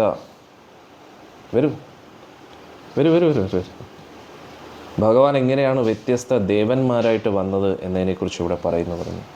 തസ്യഗ്നിരസ്യം നിർഭിന്നം ലോകപാലോ അവിശത്പദം വാചസ്വംശേന വക്തവ്യം യാസോ പ്രതിപദ്യതേ. ഇവിടെ പറയുന്നു, അഗ്നി ഭഗവാന്റെ വായിൽ നിന്ന് വന്നു. ഈ പ്രപഞ്ചത്തിനുള്ള ഓരോരോ പാലകന്മാരും ഭഗവാനിൽ നിന്ന് വന്നു. നിർഭിന്നം താലു വരുണോ ലോകപാലോ വിശദ്ധരേ ജിവ്യാംശേന ച രസം യയാസോ പ്രതിപദ്യതേ. അങ്ങനെ ഭഗവാന്റെ നാവിൽ നിന്നും വരുണദേവൻ വന്നു. അതിനുശേഷം വായുദേവനും വന്നു. ഇതെല്ലാം അതായത് നേരത്തെ നമ്മൾ പഠിച്ചില്ലേ, അതായത് ഇന്ദ്രിയ വിഷയങ്ങളും ഇന്ദ്രിയങ്ങളും അതുമായിട്ട് ബന്ധപ്പെട്ട പഞ്ചഭൂതം. ഇപ്പം നാവെന്ന് പറയുമ്പോൾ നാവുമായിട്ട് കണക്ട് ചെയ്തിരിക്കുന്നത് രുചിയും പിന്നെ ജലവുമാണ്. നാവെന്ന് പറയുന്ന ഇന്ദ്രിയവും അതുമായിട്ട് ബന്ധപ്പെട്ട ജലം പിന്നെ അതിൻ്റെ രുചി, ഇത് മൂന്നും കണക്റ്റഡാണ്. അന്നേരം ഇതിനെ അടുത്ത ലെവലിലേക്ക് കണക്ട് ചെയ്യാൻ വേണ്ടി വരുണദേവനെ കൊണ്ടുവന്നു. അന്നേരം വരുണദേവനാണ് ആ രുചിയെക്കുറിച്ച് നിയന്ത്രിക്കുന്നത്. വരുണദേവൻ ജലത്തിൻ്റെയും ദേവനാണ്, രുചിയുടെയും ദേവനാണ്, ഒപ്പം രുചി എന്ന് പറയുന്ന ആ ഒരു വിഷയത്തിൻ്റെയും കൂടെ ദേവനാണ്. അന്നേരം ഭഗവാൻ വരുണദേവനായിട്ട് നാവിനെയും നിയന്ത്രിക്കുന്നു, ജലത്തെയും നിയന്ത്രിക്കുന്നു, രുചിയെയും നിയന്ത്രിക്കുന്നു ഒരേ സമയത്ത്. ഇതേപോലെ ശബ്ദത്തെയും കാഴ്ച, അങ്ങനെ ഓരോ ഇന്ദ്രിയവും അതുമായിട്ട് ബന്ധപ്പെട്ട പഞ്ചഭൂതം അതിനെ നിയന്ത്രിക്കുന്ന ദേവനെയും ഇവരെ എല്ലാവരെയും കൂടെ കണക്ട് ചെയ്യിപ്പിച്ചു ഭഗവാൻ. ഞാൻ നേരത്തെ ഒരു ഉദാഹരണം നൽകിയിരുന്നു. ഒരു വാഹനം, അതിൻ്റെ പല പല പാർട്സ് സെപ്പറേറ്റഡ് ആയിട്ട് ഇങ്ങനെ ഇരിക്കുകയാണ്. പക്ഷേ നല്ലൊരു ഓട്ടോമൊബൈൽ എഞ്ചിനീയർ അതിനെ എല്ലാം കൂടെ കണക്ട് ചെയ്യും. അന്നേരം ഡ്രൈവ് ചെയ്യുന്ന വ്യക്തിക്ക് അവിടെ സ്റ്റിയറിംഗ് കറക്കുന്നതിനൊപ്പം തന്നെ അവിടെ ഓരോരോ ബട്ടൺസ് ഞെക്കി ആ മൊത്തത്തിൽ ആ കാറിനെ നിയന്ത്രിക്കാൻ പറ്റും. അതേപോലെ ആത്മാവിൻ്റെ അവബോധത്തിലൂടെ, ചിന്തകളിലൂടെ, പ്രാണവായുവിലൂടെ ഈ എല്ലാ നമ്മുടെ ഈ വാഹനമാകുന്ന ഈ ശരീരത്തെ പല രീതിയിലും കണക്ട് ചെയ്ത് വെച്ചിരിക്കുകയാണ്. അന്നേരം നമ്മളൊന്നും ചെയ്യുന്നില്ല. സത്യം പറഞ്ഞാൽ നമ്മൾ നമ്മുടെ ബോധത്തിനനുസരിച്ച് നമ്മൾ ഓരോ ഗുണങ്ങളുടെ അടിമയാകുന്നു. നമ്മൾ ഏറ്റവും താഴ്ന്ന അവബോധത്തിലിരിക്കുമ്പോൾ നമ്മൾ തമോ ഗുണമായിട്ട് ബന്ധപ്പെടുന്നു. ആ തമോ ഗുണമായിട്ട് ബന്ധപ്പെട്ട് നിൽക്കുമ്പോൾ അതിനനുസരിച്ചുള്ള ചിന്തകൾ നമ്മുടെ ഉള്ളിൽ വരുന്നു. ആ ചിന്തകൾക്കനുസരിച്ച് നമ്മുടെ ഇന്ദ്രിയങ്ങൾ ആ ദിശയിലേക്ക് പ്രവർത്തിച്ചു തുടങ്ങും പ്രാണവായുവിലൂടെ. അന്നേരം 10 തരത്തിലുള്ള വായുവിനെ കുറിച്ച് നമ്മൾ പഠിച്ചു. അന്നേരം ചിന്തകൾക്കനുസരിച്ച് പ്രാണവായു പ്രവർത്തിക്കും, പ്രാണവായു പ്രവർത്തിക്കുന്നതിനനുസരിച്ച് ഇന്ദ്രിയങ്ങൾ പ്രവർത്തിക്കും. അങ്ങനെയാണ് നമ്മുടെ പ്രവൃത്തികൾ. അന്നേരം മൊത്തത്തിൽ ഈ സിസ്റ്റം എങ്ങനെയാണ് വർക്ക് ചെയ്യുന്നത് എന്നാണ് ഇവിടെ ഭാഗവത്തിൽ പറയുന്നത്. നിർഭിന്നേ അശ്വിനോ നാസേ വിഷ്ണോർ ആവിശതം പദം ഗ്രാണീനാംശേന ഗന്ധസ്യ പ്രതിപത്തിർയതോ ഭവേത്. അശ്വിനികുമാരന്മാർ, ഗന്ധം, അതൊക്കെ വന്നു. നിർഭിന്നേ അക്ഷിണി ത്വഷ്ട ലോകപാലോ വിശദ്നിർഭോ ചക്ഷുംശേന രൂപാണാം പ്രതിപത്തിർയതോ ഭവേത്. അതിനുശേഷം സൂര്യദേവൻ, കണ്ണുകൾ, ഇതുമായിട്ട് കണക്ട് ചെയ്തു ഭഗവാൻ. നിർഭിന്നാനി അസ്യ ചർമാണി ലോകപാലോ അനിലോ വിശത് പ്രാണാംശേന സംസ്പർശം യേനാശു പ്രതിപദ്ധ്യതേ. അതിനുശേഷം ഭഗവാൻ വായുവിനെ സൃഷ്ടിച്ചു. എന്നിട്ട് ആ വായുദേവനിലൂടെ സ്പർശനം അനുഭവിക്കാനുള്ള ആ ഒരു പ്രക്രിയ. കർണൗ അസ്യ വിനിർഭിന്നൗ ദിഷ്ണ്യം സ്വം വിവിശോ ദിശ ശ്രോത്രേണാംശേന ശബ്ദസ്യ സിദ്ധിം യേന പ്രബദ്ധ്യതേ. ചെവിയും പല അഷ്ടദിക്പാലകന്മാരെയും അവരിലൂടെ ഈ ചെവിയെ നിയന്ത്രിക്കാനുള്ള ശബ്ദം നമ്മുടെ ഉള്ളിലേക്ക് പ്രവേശിക്കാനും ആ ശബ്ദത്തെ തിരിച്ചറിയാനുള്ള ആ ഒരു അറിവും ഇതെല്ലാം നൽകുന്നത് ദേവന്മാരാണ്. ആ ദേവന്മാരെല്ലാം ഭഗവാൻ സൃഷ്ടിച്ചു. ഇത് സത്യം പറഞ്ഞാൽ നമ്മുടെ മനുഷ്യ ശരീരത്തിൻ്റെയും ഈ പ്രപഞ്ചത്തിൻ്റെയും ഏറ്റവും സൂക്ഷ്മമായിട്ടുള്ള സൃഷ്ടിയെക്കുറിച്ചാണ് ഇവിടെ പറയുന്നത്. ഇത് കേൾക്കുമ്പോൾ പെട്ടെന്ന് നമുക്ക് കൺവിൻസിങ് ആയിട്ട് തോന്നത്തില്ല. പക്ഷേ നമ്മുടെ ഈ ശരീരത്തെ ഒന്ന് ഡെപ്തായിട്ടൊന്ന് പഠിച്ചു കഴിഞ്ഞാൽ നമുക്ക് മനസ്സിലാക്കാൻ പറ്റും. നമ്മുടെ ശരീരത്തിൻ്റെ ഓരോ ഭാഗത്തിനും പ്രത്യേകം ഒരു സ്പെഷ്യലിസ്റ്റ് വേണം. ഈ ചെവിയുടെ പ്രക്രിയ മനസ്സിലാക്കാൻ തന്നെ ഈ മൂക്കിൻ്റെ പ്രക്രിയ, നാവിൻ്റെ പ്രക്രിയ, നമ്മുടെ ഹൃദയത്തിൻ്റെ പ്രക്രിയ, നമ്മുടെ കിഡ്നി, ഓരോ ശരീരത്തിൻ്റെ അവയവങ്ങളെ നമ്മൾ നോക്കുകയാണെങ്കിൽ എളുപ്പമല്ല. അതിലേതെങ്കിലും ഒരു തകരാറിലായി കഴിഞ്ഞു കഴിഞ്ഞാൽ അതിനെ വീണ്ടും റീക്രിയേറ്റ് ചെയ്യുമെന്ന് പറഞ്ഞാൽ ഇമ്പോസിബിളായിട്ടുള്ളൊരു കാര്യമാണ്. എത്രയൊക്കെ നമ്മൾ ടെക്നോളജിക്കലി അഡ്വാൻസ്ഡ് ആയാലും അഥവാ അങ്ങനെ ഒരു സാധനം റീക്രിയേറ്റ് ചെയ്യാൻ പറ്റിയാലും it will be very costly. ഇപ്പോൾ കിഡ്നിയുടെ ഫങ്ഷൻ അതിനെ റിപ്ലേസ് ചെയ്യാൻ വേണ്ടി കിഡ്നി പ്രവർത്തിക്കാതിരിക്കുമ്പോൾ ഡയാലിസിസ് ചെയ്യുന്നു. അതിന് എന്തുമാത്രം ബുദ്ധിമുട്ടാണ് ഒരു വ്യക്തി അനുഭവിക്കുന്നത് ഡയാലിസിസിലൂടെ. അതിന് വേണ്ടുന്ന മെഷീൻ എത്ര കോസ്റ്റ്ലിയാണ്. അതിന് തുടർച്ചയായിട്ട് ഇങ്ങനെ അവിടെ പോയി ഇവിടെ കിടന്ന് അതിലുള്ള ബ്ലഡ്, അതിൻ്റെ ഇമ്പ്യൂരിറ്റീസ് എല്ലാം പ്യൂരിഫൈ ചെയ്ത് ഫിൽട്ടർ ചെയ്ത് വീണ്ടും ശരീരത്തിൻ്റെ ഉള്ളിലേക്ക് പ്രവേശിപ്പിക്കണം. അങ്ങനെ നമ്മുടെ ശരീരം എത്ര മനോഹരമായിട്ട് പ്രവർത്തിക്കുന്നു എന്ന് ആലോചിച്ചോ. അതിലേതെങ്കിലും ഒരു അവയവം തകരാറിലായി കഴിഞ്ഞാൽ അതിനെ റിപ്ലേസ് ചെയ്യുക എന്ന് പറഞ്ഞാൽ ഇമ്പോസിബിളാണ്. അഥവാ റിപ്ലേസ് ചെയ്താലും അത് വലിയ ബൾക്കി ആയിരിക്കും, അത് അത്രയും കോസ്റ്റ്ലി ആയിരിക്കും, അത്രയും എഫേർട്സ് വേണ്ടി വരും. പക്ഷേ ഇതൊന്നും അറിയാതെ നമ്മൾ എത്ര സൂക്ഷ്മമായിട്ടാണ് ഇത് മനോഹരമായിട്ട് ഇത് പ്രവർത്തിക്കുന്നത്. നമ്മുടെ കണ്ണുകൾ തന്നെ എത്ര മനോഹരമായിട്ട് പ്രവർത്തിക്കുന്നു, കാണാൻ പറ്റുന്നു. ദൂരെയുള്ള കാഴ്ചകളും അടുത്തുള്ള കാഴ്ചകളും അത് കാണുമ്പോൾ തന്നെ നമുക്കത് മനസ്സിലാകുന്നു നമ്മൾ എന്താ കാണുന്നതെന്ന്. നമ്മൾ നന്നായി നമ്മളെ തന്നെ ഒബ്സർവ് ചെയ്താൽ നമുക്ക് മനസ്സിലാക്കാൻ പറ്റും നമ്മൾ ഈ ശരീരമല്ലെന്ന്, ഇതൊരു മെഷീനാണെന്ന് വളരെ ഈസിയായിട്ട് നമുക്ക് മനസ്സിലാക്കാൻ പറ്റും.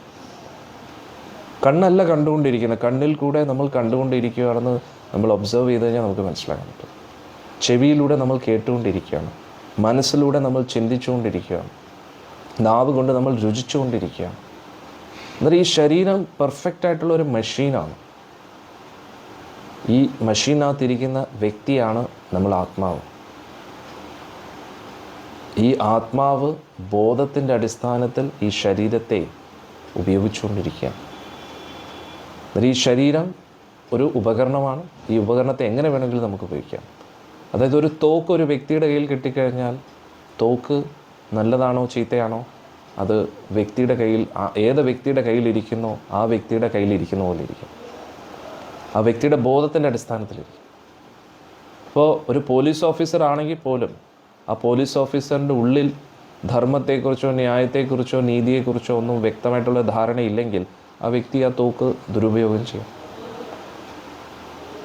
ഇത് പോലീസുമായിട്ട് ഒരു ബന്ധമില്ലാത്ത വ്യക്തിയാണെങ്കിൽ പോലും ആ വ്യക്തിയുടെ കയ്യിൽ ഒരു തോക്ക് കിട്ടിക്കഴിഞ്ഞാൽ അദ്ദേഹം എന്ത് ചെയ്യും? അത് നേരെ പോലീസ് ഡിപ്പാർട്ട്മെൻറ്റ്, ഇങ്ങനെ ഒരു തോക്ക് എനിക്ക് കിട്ടി, ഇത് ബോധത്തിൻ്റെ അടിസ്ഥാനത്തിൽ. ഒരു ക്രിമിനലിൻ്റെ കൈ കിട്ടിക്കഴിഞ്ഞാൽ എന്താണ്? ആൾ കൊല്ലാൻ വേണ്ടി പോയി. അതേപോലെയാണ് ഈ ശരീരം. എന്നാൽ ഈ ശരീരത്തിൻ്റെ എങ്ങനെ ഉപയോഗിക്കുന്നു? നമ്മുടെ ബോധത്തിൻ്റെ അടിസ്ഥാനത്തിലിരിക്കും. നമ്മുടെ ബോധം ഉയർന്ന ബോധമാണെങ്കിൽ ഈ ശരീരത്തിനെ നല്ല രീതിയിൽ ഉപയോഗിക്കും. താഴ്ന്ന ബോധത്തിലാണെങ്കിൽ താഴ്ന്ന രീതിയിൽ ഉപയോഗിക്കും. അന്നേരം നമ്മൾ നിയന്ത്രിക്കേണ്ടത് നമ്മുടെ ബോധത്തെയാണ്. നമ്മുടെ ബോധത്തെ ഉയർത്തി നിർത്താൻ വേണ്ടി നമ്മൾ പരിശ്രമിക്കണം. അതുകൊണ്ടാണ് അസതോമ സത്ഗമയ, മൃത്യോന അമൃതം ഗമയ, തമസോമ ജ്യോതിർഗമയ. അന്നേരം അതിൻ്റെ അർത്ഥം എന്താണ്? താമസിക പ്രവൃത്തിയിൽ നിന്നും സാത്വിക പ്രവൃത്തിയിലേക്ക് ഉയരൂ, അസത്തിൽ നിന്നും സത്തിലേക്ക് യാത്ര ആരംഭിക്കും. ഇത് പറഞ്ഞാൽ മാത്രം പോരാ, നമ്മുടെ ഓരോ നിമിഷമുള്ള പ്രവൃത്തികൾ അങ്ങനെയായിരിക്കണം. ഇപ്പോൾ നമ്മൾ ഒരു ട്രീറ്റ്മെൻറ്റ് എടുക്കുന്ന സമയത്ത് ആ ട്രീറ്റ്മെൻറ്റിൻ്റേതായിട്ടുള്ള ഒരു സാഹചര്യത്തിൽ ഇരിക്കുമ്പോൾ ആ ട്രീറ്റ്മെൻറ്റ് പെട്ടെന്ന് ഫലിക്കും.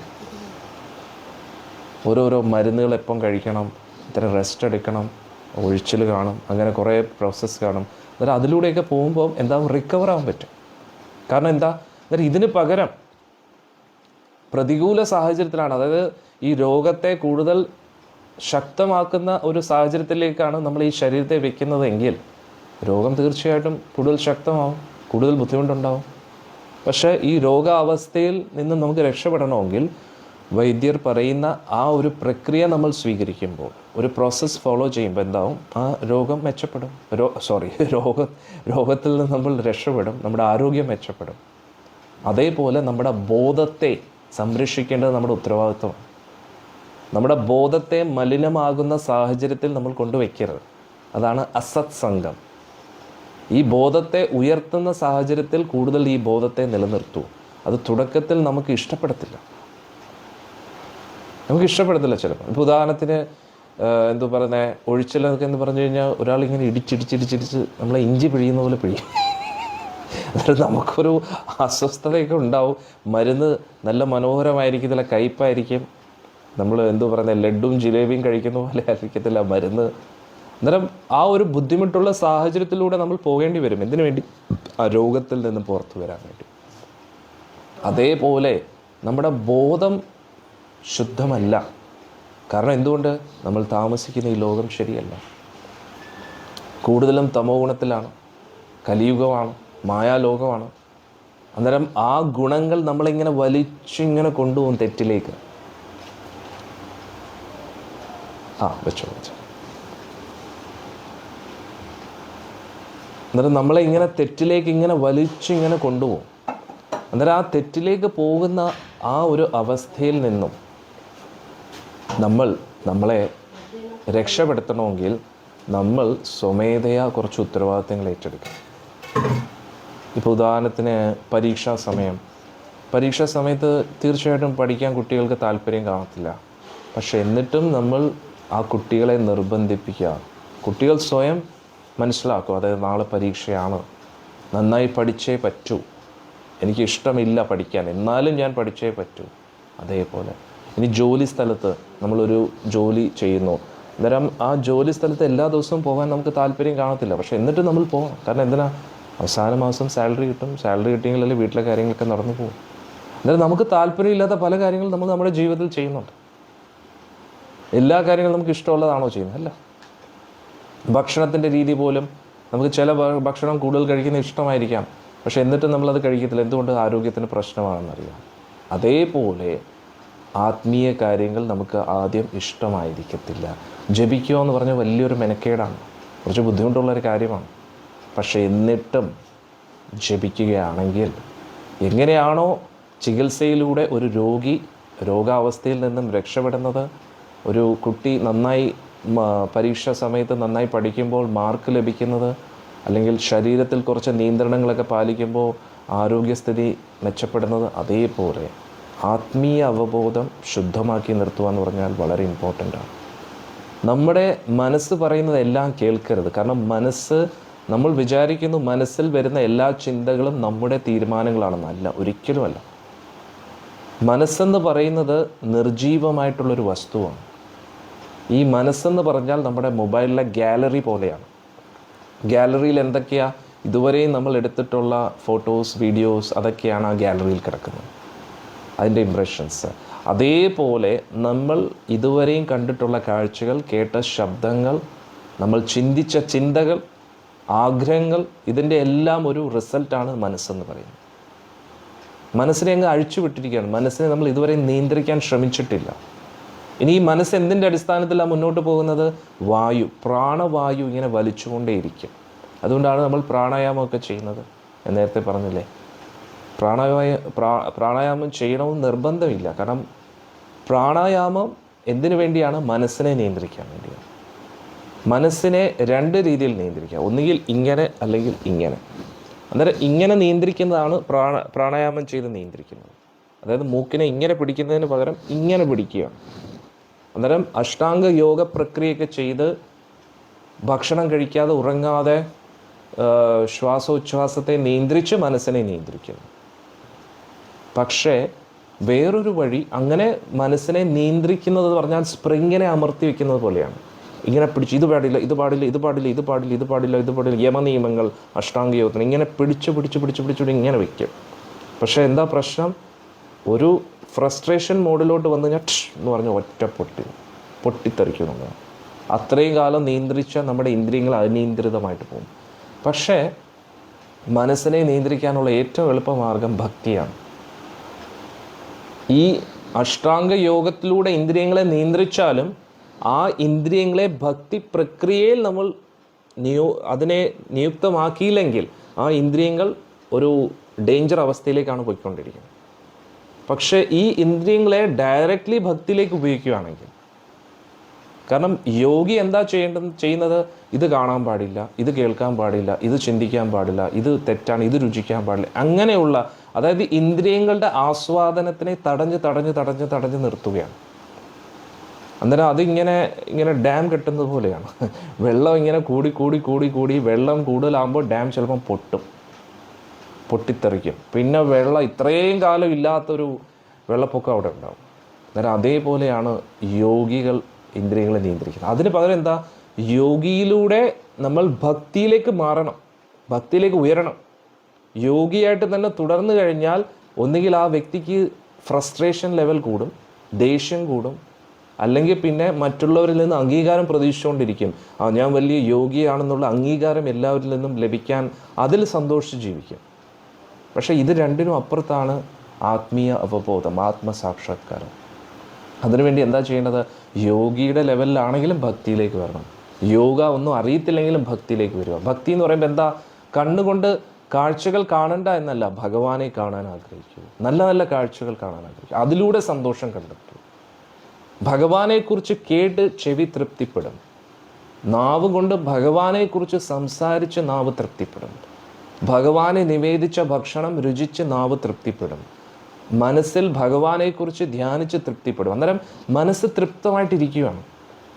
അതുകൊണ്ട് ഭക്തിയിൽ തൃപ്തിയായിട്ട് ഇരുന്ന് കഴിഞ്ഞാൽ അവരൊരിക്കലും തെറ്റ് ചെയ്യത്തില്ല.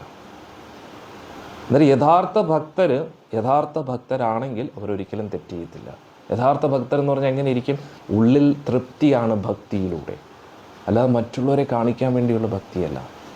പുറമേ കാണിക്കാനുള്ള ഭക്തിയാണെങ്കിൽ അത് അധികകാലം നിൽക്കത്തില്ല. സാഹചര്യം വരുമ്പോൾ അവർ ആ വഴിതെറ്റിപ്പോകും. ഇതിന് ഒറിജിനൽ ഭക്തിയാണോ അല്ലയോ നമുക്ക് എങ്ങനെ മനസ്സിലാക്കാൻ പറ്റും, അത് നമ്മൾ തന്നെ തിരിച്ചറിയുക. നമ്മുടെ ഭക്തി ഒറിജിനൽ ആണോ അല്ലയോ. ആരൊക്കെ ഉണ്ടെങ്കിലും ആരും ഇല്ലെങ്കിലും നമ്മൾ ഒറ്റയ്ക്ക് ഇരിക്കുമ്പോഴും നമ്മൾ ഏത് കാര്യമാണ് ചെയ്യാൻ ഇഷ്ടപ്പെടുന്നത്, അതിൽ നിന്ന് നമുക്ക് മനസ്സിലാക്കാൻ പറ്റും ഞാൻ ഭക്തനാണോ അല്ലയോ. ആര് ഉണ്ടെങ്കിലും ഇല്ലെങ്കിലും നമുക്ക് ഭഗവാന്റെ നാമം ജപിക്കാൻ ഇഷ്ടം തോന്നണം, ഇഷ്ടത്തെ ഉണ്ടാക്കിയെടുക്കണം. ഒരു കാര്യവും തനിയെ ഉണ്ടാകത്തില്ല, നമ്മൾ അതിനുവേണ്ടി പ്രാക്ടീസ് ചെയ്യണം. ഏതൊരു കാര്യം പഠിക്കുമ്പോഴും ആദ്യം ബുദ്ധിമുട്ടായിരിക്കും. സൈക്കിൾ ചവിട്ടുന്ന എളുപ്പമാണോ? അല്ല. നമ്മൾ പല പ്രാവശ്യം വീഴും, വീണ്ടും പ്രാക്ടീസ് ചെയ്യുക. അതേപോലെ നാമം ജപിച്ച് പ്രാക്ടീസ് ചെയ്യുക, പരിശീലിച്ച് നാമജപത്തെ ഇഷ്ടപ്പെടുക. ഇപ്പം ജിമ്മിൽ പോയി വർക്കൗട്ട് ചെയ്യാന്ന് പറഞ്ഞാൽ ഈസിയാണോ? അല്ല. നല്ല പെയിനായിരിക്കും ആദ്യത്തെ ദിവസം, രണ്ടാമത്തെ ദിവസം, വീണ്ടും ചെയ്ത് പിന്നെ ഒരു 10-20 പുഷപ്പ്, പിന്നെ അധികം ബുദ്ധിമുട്ടില്ല, വളരെ ഈസിയായിട്ട് നമുക്ക് ചെയ്യാൻ പറ്റും. അതേപോലെ ജപത്തെ നമ്മൾ മുടക്കരുത്. ജപമാണ് അടിത്തറ. ഒരു മാതാജി പറയുന്നു, ഭക്തി എല്ലാവർക്കും ഉണ്ടല്ലോ, യോഗാവസ്ഥയിൽ എത്താനല്ലേ ബുദ്ധിമുട്ട്. അത് ഭക്തി എന്താണെന്ന് മാതാജി മനസ്സിലാകത്തോണ്ട് തോന്നുക. ഭക്തി എല്ലാവർക്കും ഇവിടെ ഇല്ല. ഭക്തി എന്ന് പറഞ്ഞാൽ പരിശുദ്ധ ഭക്തി. യോഗ അവസ്ഥ എന്ന് പറഞ്ഞാൽ ഭക്തിയാണ്. അത് മാതാജി ക്ലിയർ ആവത്തോണ്ട് ഇങ്ങനെ തോന്നുന്നതാണ്. വളരെ ഈസിയായിട്ട് മാതാജി നോക്കൂ, പ്രാണവായുവിനെയൊക്കെ നിയന്ത്രിച്ച് ഇതൊക്കെ ചെയ്യാൻ പറ്റും. പക്ഷെ അവർക്ക് കാമത്തെ നിയന്ത്രിക്കാൻ കഴിയില്ല, ക്രോധത്തെ നിയന്ത്രിക്കാൻ കഴിയില്ല, മോഹലോഭ മത മത്സരാദികളെ നിയന്ത്രിക്കാൻ കഴിയില്ല. ഭക്ഷണം കഴിക്കാതെ ഉറങ്ങാതെ വേണമെങ്കിൽ എത്ര ദിവസം വേണമെങ്കിലും ഇരിക്കാം. പക്ഷെ അവരുടെ മുഖത്തൊരു ചിരി പോലും കാണത്തില്ല, പ്രസന്നത പോലും കാണത്തില്ല. എന്തുകൊണ്ട്? ഉള്ളിൽ സംതൃപ്തിയില്ല. ശരീരത്തിൻ്റെ ബുദ്ധിമുട്ട് കണ്ടിട്ട് ഇതാണ് ഏറ്റവും കഠിനമെന്ന് ചിന്തിക്കരുത്. ഉള്ളിലെ മനസ്സിനെ എത്ര നിയന്ത്രിക്കാൻ പറ്റുന്നോ അതാണ് ഏറ്റവും കഠിനമായിട്ടുള്ളൊരു കാര്യം. മനസ്സിനെയും അഹങ്കാരത്തെയും നിയന്ത്രിക്കുന്നതാണ് ഏറ്റവും ബുദ്ധിമുട്ടുള്ളൊരു കാര്യം. തല കീഴായിട്ട് ആർക്കും നിൽക്കാൻ പറ്റും, പ്രാക്ടീസ് മതി. ഒറ്റക്കാലം നിൽക്കാനും അധികം ബുദ്ധിമുട്ടില്ല, പ്രാക്ടീസുള്ള ആർക്കും എന്തും ചെയ്യാൻ പറ്റും. പക്ഷേ പുറമെ ഇതൊക്കെ ചെയ്യുന്നു, അവരുടെ മനസ്സ് ശാന്തമാണോ? ശരീരം ഇങ്ങനെ ശാന്തമായിട്ടിരിക്കുന്നു, പക്ഷെ മനസ്സ് ശാന്തമാണോ? അവിടെയാണ് കളിയിരിക്കുന്നത്. മനസ്സിനെ പിടിച്ചു നിർത്തുന്നുണ്ടോ? പിന്നെ ഭഗവാന്റെ അടുത്ത് നോക്കൂ, ഭഗവാന്റെ അടുത്ത് യോഗികളാണോ നിൽക്കുന്നത്? എല്ലാ യോഗികളാണോ ഭഗവാന്റെ അടുത്ത് ഇരിക്കുന്നത്? ഭഗവാന്റെ അടുത്ത് ഇരിക്കുന്നത് യോഗികളല്ല, ഭക്തരാണ്. യോഗ അവസ്ഥയിൽ നിന്ന് ഭക്തിയിലേക്ക് ഉയർന്നെങ്കിൽ മാത്രമേ ഭഗവാന്റെ അടുത്ത് നിൽക്കാൻ പറ്റൂ. യോഗികൾ ഭഗവാനെ അന്വേഷിച്ചുകൊണ്ടിരിക്കുകയാണ്. ഭക്തർ ഭഗവാനെ കണ്ടെത്തി. യോഗികളോട് നമ്മൾ പറയുകയാണ് ഇതാണ് ഭഗവാൻ ശ്രീകൃഷ്ണ ഭഗവാൻ പരമദിവ്യോത്തമ പുരുഷനാണെന്ന് പറഞ്ഞു കഴിഞ്ഞാൽ മനസ്സിലാവത്തില്ല. എനിക്ക് തോന്നുന്നില്ല എന്നുള്ളത്. കാരണം എന്താ, ഇതുവരെ കണ്ടെത്തിയിട്ടില്ല, സാക്ഷാത്കാരം കിട്ടിയിട്ടില്ല. ഭഗവത്ഗീതയിൽ ഭഗവാൻ പറയുന്നു ബഹുനാം ജന്മനാമന്തേ ജ്ഞാനവാൻ മാം പ്രപദ്യതേ വാസുദേവ സർവമിതി സ മഹാത്മാ സുദുർലഭം. അനേക ജന്മങ്ങൾ കഴിഞ്ഞ് ഒരു വ്യക്തി തിരിച്ചറിയും ഞാനാണ് ഈ പ്രപഞ്ചത്തിൻ്റെ മുഴുവൻ ആധാരമെന്ന്. അപ്പോൾ അവൻ എന്നിൽ ഉറച്ചു നിൽക്കുന്നു. ഈസി അല്ല. അല്ലാത്തവർ ഇങ്ങനെ കണ്ടുപിടിച്ചുകൊണ്ടേയിരിക്കും, അന്വേഷിച്ച് കണ്ടെത്തിക്കൊണ്ടിരിക്കും. പറഞ്ഞാലും മനസ്സിലാവത്തില്ല. എനിക്കത്ര കൺവിൻസ്ഡ് ആയിട്ടില്ല കൃഷ്ണനാണ് അൾട്ടിമേറ്റ് എന്ന്, ഞാൻ കുറച്ചും കൂടെ വായിക്കട്ടെ. എന്നിട്ട് ഏതായിരിക്കും വായിക്കുന്നത്? പല പല ആൾക്കാർ എഴുതിയ പലതും വായിച്ചുകൊണ്ടിരിക്കും. പല ആൾക്കാരും പല അഭിപ്രായങ്ങളായിരിക്കും. ആധികാരികമായിട്ടുള്ള ഗുരു ശിഷ്യ പരമ്പരയിലൂടെ വായിച്ചു കഴിഞ്ഞാൽ വ്യക്തമാണ്, വളരെ സിമ്പിളായിരിക്കും. ഒന്നുകിൽ സ്വയം അന്വേഷിച്ച് കണ്ടെത്തും, അതിന് ശരിയായിട്ടുള്ള വഴി. പക്ഷെ സ്വയം അന്വേഷിച്ച് കണ്ടെത്തും എന്ന് പറഞ്ഞാൽ കാട്ടിൽ പോയി അന്വേഷിക്കുന്ന പോലെയാണ്, വഴിതെറ്റിപ്പോവും, ഒന്നും മനസ്സിലാവത്തില്ല, വഴിതെറ്റിപ്പോവും, കൺഫ്യൂസ്ഡ് ആയിപ്പോവും. പക്ഷേ ആധികാരികമായിട്ടുള്ള ഗുരുശിഷ്യ പരമ്പരയിലൂടെ അന്വേഷിക്കുകയാണെങ്കിൽ കാര്യങ്ങൾ കുറച്ചും കൂടി എളുപ്പമാണ്. ഇപ്പോൾ നമ്മൾ സ്കൂളിൽ പഠിക്കുന്ന സമയത്ത് ആ സ്കൂളിൽ ടീച്ചർ പറയുന്ന ഓരോ കാര്യം നമ്മൾ എന്തോ റിസർച്ച് ചെയ്ത് കണ്ടുപിടിച്ചുകൊണ്ടിരിക്കുക. അത് സ്കൂളിലാണ് പഠിപ്പിക്കുന്നത്, ആധികാരികമായിട്ടുള്ള സ്കൂളാണ്, ആധികാരികമായിട്ടുള്ള ടീച്ചറാണ് എന്നൊരു വിശ്വാസം നമുക്കുണ്ട്. അതുകൊണ്ട് എന്തായാലും ഇത് പറയുന്നത് കറക്റ്റാണ് നമുക്ക് മനസ്സിലാക്കാൻ പറ്റും. അതുകൊണ്ട് നമ്മളത് സ്വീകരിക്കുന്നു. ഇനി ആ വിഷയത്തെക്കുറിച്ച് റിസർച്ച് ചെയ്യണമെങ്കിലും PhD ലെവലിൽ എത്തിയെങ്കിലേ റിസർച്ച് ചെയ്യാൻ പറ്റും. അല്ലാതെ 1ാം ക്ലാസ്സിൽ കുട്ടി എന്ത് റിസർച്ച് ചെയ്യാനാണ്? റിസർച്ച് ചെയ്യേണ്ട ഫാക്ടേഴ്സ്, ക്രൈറ്റീരിയ പോലും, ബേസിക് ആയിട്ടുള്ള തത്വങ്ങൾ പോലും അറിയാതെ എങ്ങനെയാണ് റിസർച്ച് ചെയ്യുന്നത്? അതുകൊണ്ട് ആദ്യം നമ്മൾ ചെയ്യേണ്ടത് ആധികാരികമായിട്ടുള്ളൊരു ഗുരുശിഷ്യ പരമ്പരയെ സ്വീകരിച്ച് ശാസ്ത്രങ്ങളെ പഠിക്കുക. അല്ലാതെ ആരെങ്കിലും എഴുതിയ എന്തെങ്കിലും എഴുതിയ അല്ലെങ്കിൽ ഗൂഗിൾ ഗുരുവിനെ തപ്പിയിട്ട് കാര്യമില്ല. ഗൂഗിളിൽ ഇഷ്ടംപോലെ ഇൻഫർമേഷൻ ഉണ്ട്, പക്ഷേ നോ ട്രാൻസ്ഫോർമേഷൻ. ഇങ്ങനെ വായിച്ചുകൊണ്ടിരിക്കും ഇത് ഇത്രയേ ഉള്ളല്ലേ, ഇത്രയേ ഉള്ളൂ, ഞാൻ അന്നേരം വിചാരിച്ചില്ല, ഇത് വലിയ സംഭവമൊന്നുമില്ല, ഇത്രയും സിമ്പിളല്ലേ എന്ന് പറയും. എല്ലാം അങ്ങനെ തപ്പി ഇരിക്കും. ഇതൊക്കെ ടെക്നോളജി നല്ലതാണ്. പണ്ടൊക്കെ എന്ന് പറഞ്ഞാൽ നമുക്കൊരു കാര്യം സെർച്ച് ചെയ്യണമെങ്കിൽ ലൈബ്രറി തോറും ഇങ്ങനെ തപ്പി ഇരിക്കണം. പക്ഷേ ഗൂഗിളിൽ വളരെ ഈസി ആയിട്ട് ലഭ്യമാണ്. പക്ഷേ ഒരു ഗൈഡൻസോട് കൂടി ഗൂഗിൾ യൂസ് ചെയ്താൽ നല്ലതാണ്. ഗൂഗിൾ ഒരു വലിയൊരു ലൈബ്രറിയാണ്, നല്ലതാണ്. പക്ഷെ അതിൽ ഏതാണ് കറക്റ്റ് അല്ലാത്തത് ഫിൽട്ടർ ചെയ്ത് എടുക്കേണ്ടി വരും. ഇപ്പം വളരെ സിമ്പിളാണ്. ഒരു ലൈബ്രറിയിൽ നിങ്ങൾ പോയി അതിൽ ഏതെങ്കിലും ബുക്ക് എടുത്തിട്ട് കാര്യമുണ്ടോ? ഏത് ബുക്ക് എടുക്കണം, ഏത് ബുക്ക് എടുക്കാൻ പാടില്ല, ഏത് ബുക്ക് വായിക്കാം, അതിൽ ഏത് സെക്ഷനാണ് നമുക്ക് വേണ്ടത് എന്ന് നമുക്ക് മനസ്സിലാവണ്ടേ? അതിനൊരു ലൈബ്രറിൻ്റെ ഹെൽപ്പ് വേണ്ടേ? ലൈബ്രറി എന്ന് പറയുമ്പോൾ പലതരത്തിലുള്ള ബുക്സാണ്. ആർക്കാണ് എഴുതാൻ പറ്റാത്തത്? നല്ല വൊക്കാബുലറി ഉള്ള ആർക്കും എന്തും എഴുതാൻ പറ്റും. പക്ഷേ വൊക്കാബുലറി അനുസരിച്ചല്ല ഒരു സബ്ജക്റ്റിൻ്റെ പാണ്ഡിത്യം നമുക്ക് മനസ്സിലാവുന്നത്. ആ വ്യക്തിക്ക് ആ വിഷയത്തെക്കുറിച്ചുള്ള സാക്ഷാത്കാരം അത് വൊക്കാബുലറി കൊണ്ട് മനസ്സിലാക്കാൻ പറ്റത്തില്ല. അത് വളരെ ഡീപ്പ് സബ്ജക്റ്റാണ്. ആ വ്യക്തിക്ക് ആ വിഷയത്തിൽ എത്ര പരിചയമുണ്ട്, ആ വ്യക്തിക്ക് ആ വിഷയത്തെക്കുറിച്ച് എവിടുന്നാണ് ആ വ്യക്തി ട്രെയിനിങ് എടുത്തിരിക്കുന്നത്. ഒരു ഭക്തൻ ചോദിക്കുന്നു, ജപം നടത്തുന്ന ഭക്തർക്ക് ധ്യാനത്തിൻ്റെ ആവശ്യമുണ്ടോ? ധ്യാനം എന്തിനു വേണ്ടിയാണ്? അന്വേഷിക്കുകയാണ് ഭഗവാൻ. ജപമല്ലേ പരമോന്നത ധ്യാനം. ഇനി ജപം ഇങ്ങനെ നാവ് കൊണ്ട് ജപിക്കുന്നു, പക്ഷേ മനസ്സവിടെ ഇല്ലെങ്കിൽ അത് ധ്യാനമല്ല. മനസ്സ് പൂർണ്ണമായിട്ടും അബ്സോർബ്ഡ് ആയിട്ടിരിക്കുകയാണെങ്കിൽ അതാണ് പരമോന്നത ധ്യാനം. കാരണം അഷ്ടാംഗ യോഗം അനുസരിച്ച് ആദ്യം യമനിയമങ്ങൾ നമ്മൾ പാലിക്കും. അതാണ് 2 അംഗങ്ങൾ. അതിനുശേഷം നമ്മൾ പ്രത്യാഹാരം എന്ന് പറഞ്ഞാൽ എന്താണ്? ഇന്ദ്രിയ വിഷയങ്ങളിൽ നിന്നും യമനിയമങ്ങൾക്ക് ശേഷം ആസനങ്ങൾ, അഷ്ടാംഗ യോഗ ആസനങ്ങൾ നമ്മൾ കറക്റ്റായിട്ട് ഫോളോ ചെയ്യണം. അന്നേരം യമനിയമ ആസനത്തിന് ശേഷം പ്രാണായാമത്തിന് ശേഷമാണ് പ്രത്യാഹാരം വരുന്നത്. അന്നേരം തുടർച്ചയായിട്ട് പ്രാണായാമം ചെയ്ത് നമ്മുടെ മനസ്സ് പല ശാഖകളിലോട്ട് പോകുന്നതിനെ നിയന്ത്രിക്കുന്നു. അതിനാണ് പ്രാണായാമം ചെയ്യുന്നത്. കാരണം മനസ്സ് നമ്മളിപ്പോൾ ഇങ്ങനെ ധ്യാനിച്ചുകൊണ്ടിരിക്കുക, മനസ്സ് പല പല ദിശകളിലേക്ക് പോകുന്നു അല്ലേ? അതിനെ നിയന്ത്രിക്കുക. കാരണം നമ്മൾ എന്താണോ അന്വേഷിക്കുന്നത് അത് നമുക്ക് വ്യക്തമാകണ്ടേ? അല്ലെങ്കിൽ പിന്നെ എന്താ പറ്റും? അങ്ങോട്ടും ഇങ്ങോട്ടും. അതായത് ഇപ്പോൾ ഉദാഹരണത്തിന് നമ്മുടെ ചാവി കളഞ്ഞു പോയി, അന്നേരം നമുക്ക് ചാവി കണ്ടെത്തണം. അന്നേരം ചാവിയെക്കുറിച്ചാണ് നമ്മൾ ചിന്തിച്ചുകൊണ്ടിരിക്കുന്നത്. അന്നേരം ഇത് ചാവിയാണോ, അത് ചാവിയാണോ, ഇത് ചാവിയാണോ, ഇത് ചാവിയാണോ. ചാവി അല്ലാത്ത എല്ലാത്തിനും നമ്മൾ മാറ്റിവെക്കും. അതേപോലെ ഒരു അന്വേഷണ ബുദ്ധി വേണം. അന്നേരം അന്വേഷണ ബുദ്ധി ഇല്ലാത്തതുകൊണ്ടാണ് നമ്മൾ പ്രാണായാമം ചെയ്യേണ്ടത്. ലക്ഷ്യം ക്ലിയർ അല്ല. അന്നേരം പ്രാണായാമം ചെയ്ത് പ്രത്യാഹാരം എന്ന് പറഞ്ഞാൽ എന്താണ്? ഇത് ചാവിയല്ല, ഇത് ചാവിയല്ല, ഇത് ചാവിയല്ല, ഇത് ചാവിയല്ല, ഞാൻ അന്വേഷിക്കുന്ന വസ്തു ഇതല്ല, ഇത് അന്വേഷിക്കുക. അതായത് കണ്ണടച്ചുകൊണ്ടിരിക്കുമ്പോൾ വേറെ ചിന്തകൾ വരും. അത് ഇതല്ല ഞാൻ അന്വേഷിക്കുന്നത്, ഇതല്ല ഞാൻ. അതാണ് പ്രത്യാഹാരം. ഇന്ദ്രിയ വിഷയങ്ങളിൽ നിന്ന് മനസ്സിനെ ഇങ്ങനെ മാറ്റി മാറ്റി മാറ്റി പോവുക. അതിനുശേഷം എന്താണ്? ധാരണ. ധാരണ ധാരണ എന്ന അവസ്ഥയിലേക്ക് എത്തും. ധാരണ എന്ന് പറയുന്ന അവസ്ഥ എന്താ? കൂടുതൽ ഗഹനമായിട്ട് ചിന്തിക്കുന്നു, അന്വേഷിക്കുന്നു നമ്മുടെ വസ്തുവിനെ. ചാവി എവിടെയായിരുന്നു, എവിടെയായിരുന്നു, എവിടെയായിരുന്നു. അതാണ് ഈ ധാരണ കുറച്ചും കൂടെ ഒരു കട്ടി അവസ്ഥയിലേക്ക് എത്തും. അതിനെയാണ് ധ്യാനം എന്ന് പറയുന്നത്. അതായത് മുറിയാതെയുള്ള തുടർച്ചയായിട്ടുള്ള ചിന്തകൾ, അതിനെയാണ് ധ്യാനം.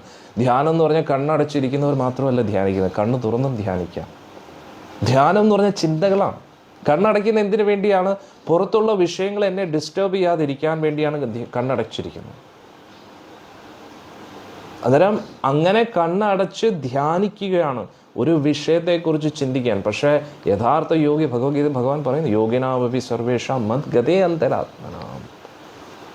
അന്നേരം എപ്പോഴും ഭഗവത് സ്മരണയോടുകൂടി ഇരിക്കുന്ന വ്യക്തി, ഉള്ളിൻ്റെ ഉള്ളിൽ എപ്പോഴും ഭഗവത് സ്മരണയോടുകൂടി ഇരിക്കുന്ന വ്യക്തിയാണ് ഏറ്റവും വലിയ യോഗി എന്ന് പറയുന്നത്. അതുകൊണ്ട് കണ്ണടച്ച് ഭക്ഷണവും കഴിക്കാതെ ഉറങ്ങിയിരിക്കുന്ന വ്യക്തി, ഉറക്കവും നിയന്ത്രിച്ചിരിക്കുന്ന വ്യക്തി മാത്രമാണ് യോഗി എന്ന് കരുതരുത്. അവർ യോഗത്തിൻ്റെ പ്രാരംഭഘട്ടത്തിലാണ്. യോഗി എന്ന് പറഞ്ഞു കഴിഞ്ഞാൽ ഈ ലോകമായിട്ട് ഒരു ബന്ധമില്ലാതിരിക്കുന്നു, ഈ ലോകമായിട്ട് ബന്ധപ്പെട്ട ഒരു ആഗ്രഹങ്ങളും ഹൃദയത്തിൽ സൂക്ഷിക്കാത്ത വ്യക്തിയാണ് ഈ യോഗി. അന്നേരം ഭക്തരെ നോക്കുമ്പോൾ അവർക്ക് ഭഗവാനെക്കുറിച്ചുള്ള ആഗ്രഹങ്ങൾ മാത്രമേ ഉള്ളൂ. അത് പരമോന്നത മോക്ഷാവസ്ഥയാണ്. ഈ ലോകമായിട്ട് ഒരു ആഗ്രഹമില്ലാത്ത വ്യക്തി സീറോയിലിരിക്കുന്നു. നെഗറ്റീവിൽ നിന്ന് സീറോയിലേക്ക് വന്നു, പക്ഷേ പോസിറ്റീവിലേക്ക് പോവുക, അതാണ് ഏറ്റവും പ്രധാനപ്പെട്ട കാര്യം. അതായത് നമ്പർ ലൈൻ നോക്കിക്കഴിഞ്ഞാൽ നെഗറ്റീവ് നമ്പേഴ്സിനെ നമ്മൾ സീറോ ആക്കുന്നു, സീറോയ്ക്ക് ശേഷം വീണ്ടും പോസിറ്റീവ് നമ്പർ ഉണ്ട്, ഇൻഫിനിറ്റി വരെ ഉണ്ട്. അന്നേരം നെഗറ്റീവ് നമ്പേഴ്സിനെ കുറച്ചിട്ട് മാത്രം കാര്യമില്ല, സീറോയിൽ നിന്നതുകൊണ്ട് മാത്രം കാര്യമില്ല, പോസിറ്റീവിലേക്ക് പോകണം. പോസിറ്റീവിലേക്ക് പോയില്ലെങ്കിൽ വീണ്ടും നമ്മൾ നെഗറ്റീവ് നമ്പേഴ്സിലോട്ട് വരും. അന്നേരം യോഗികൾ എന്ന് പറഞ്ഞു കഴിഞ്ഞാൽ ഭൗതിക ആഗ്രഹങ്ങളെ വേണ്ട വേണ്ട വേണ്ട എന്ന് പറഞ്ഞ് ഇങ്ങനെ നിയന്ത്രിക്കും.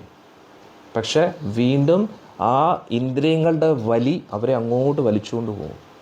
പക്ഷെ ഭക്തരെന്ത് ചെയ്യും? നേരെ അതിനെയൊക്കെ ബൈപ്പാസ് ചെയ്ത് നേരെ ഭക്തിയിൽ അങ്ങ് പോവുകയാണ്. പോസിറ്റീവ് നമ്പർ ലൈനിൽ ഇൻഫിനിറ്റിയിലേക്ക് ഇങ്ങനെ പോയിക്കൊണ്ടിരിക്കുകയാണ്. ഭഗവാനെക്കുറിച്ച് കേട്ടും ഭഗവാന്റെ നാമവും ജപിച്ച് ലീലകളിൽ മഗ്നരായിട്ടിരിക്കുകയാണ്. അവർക്ക് ധ്യാനത്തിൻ്റെ ആവശ്യമില്ല, കണ്ണടച്ച് ഈശ്വരനെ അന്വേഷിക്കേണ്ട ആവശ്യമില്ല. കാരണം അന്വേഷിക്കേണ്ട വ്യക്തിയെ അവർക്ക് മനസ്സിലായി കൃഷ്ണനാണെന്ന്. അങ്ങനെ കൃഷ്ണനെക്കുറിച്ച് കേൾക്കുന്നു, ഭഗവാനെക്കുറിച്ച് പഠിക്കുന്നു, ഭഗവാനെക്കുറിച്ച് ജപിക്കുന്നു, ഭഗവാന് വേണ്ടി സേവനങ്ങൾ ചെയ്യുന്നു.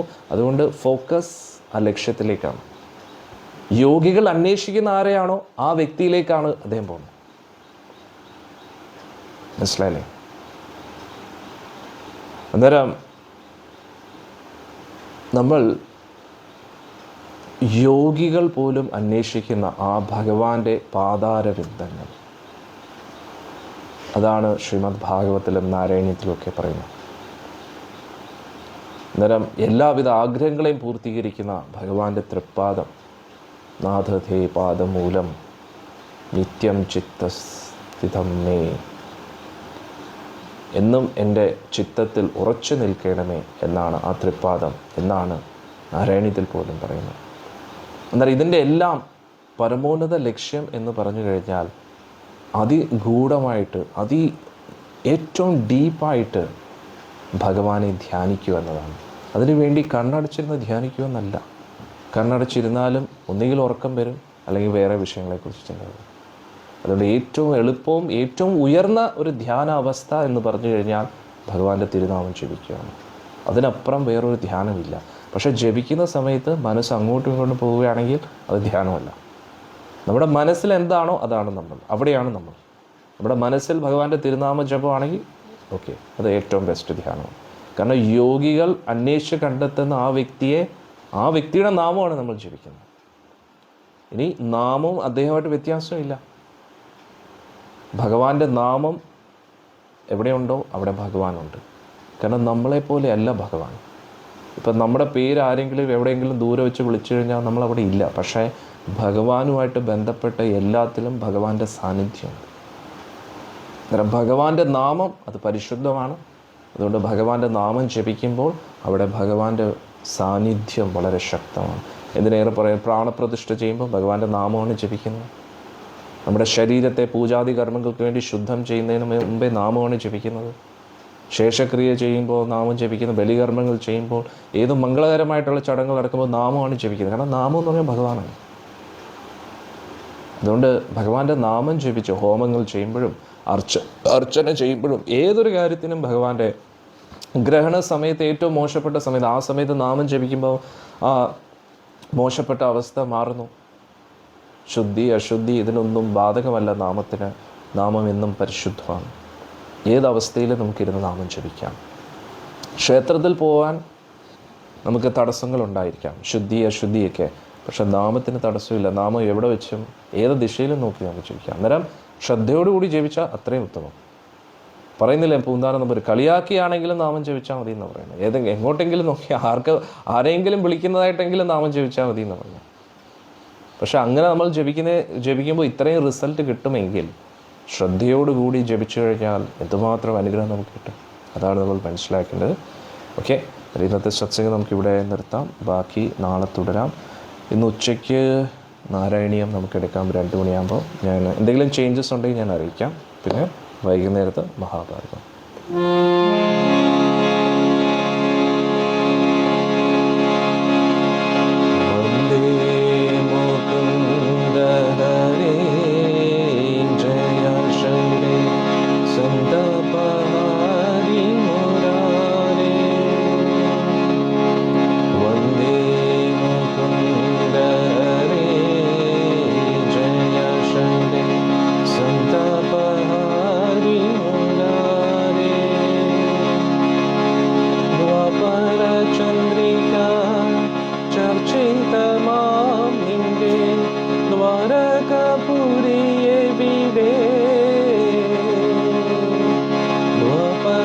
ചന്ദ്രിക ചർച്ചിതമാം നിന്റെ ദ്വാരകപുരിയെ വിടേ തിലക്കവും കോലക്കുഴൽ പാട്ടും അമ്പാടി പൈകളും എവിടെ ക്രൂരനിഷാദ ശരം കൊണ്ട് നീടു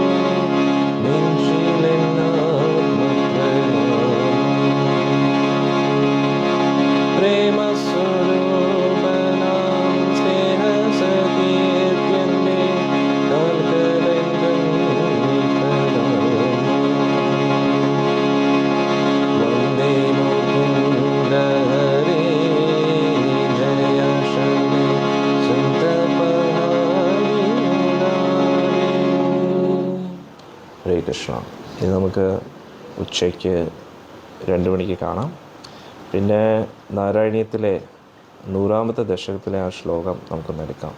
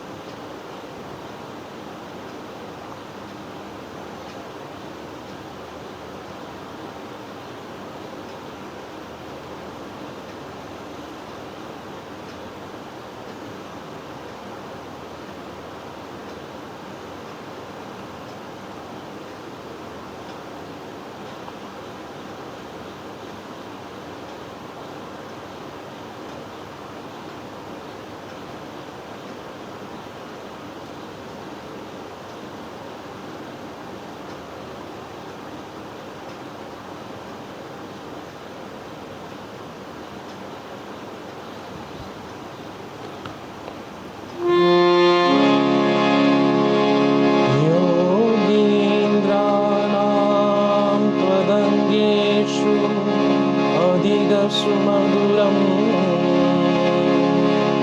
മുക്തിഭാജാനിവാസം ഭക്താനാം കാമവശത്തിലവിസലയം മാധവേ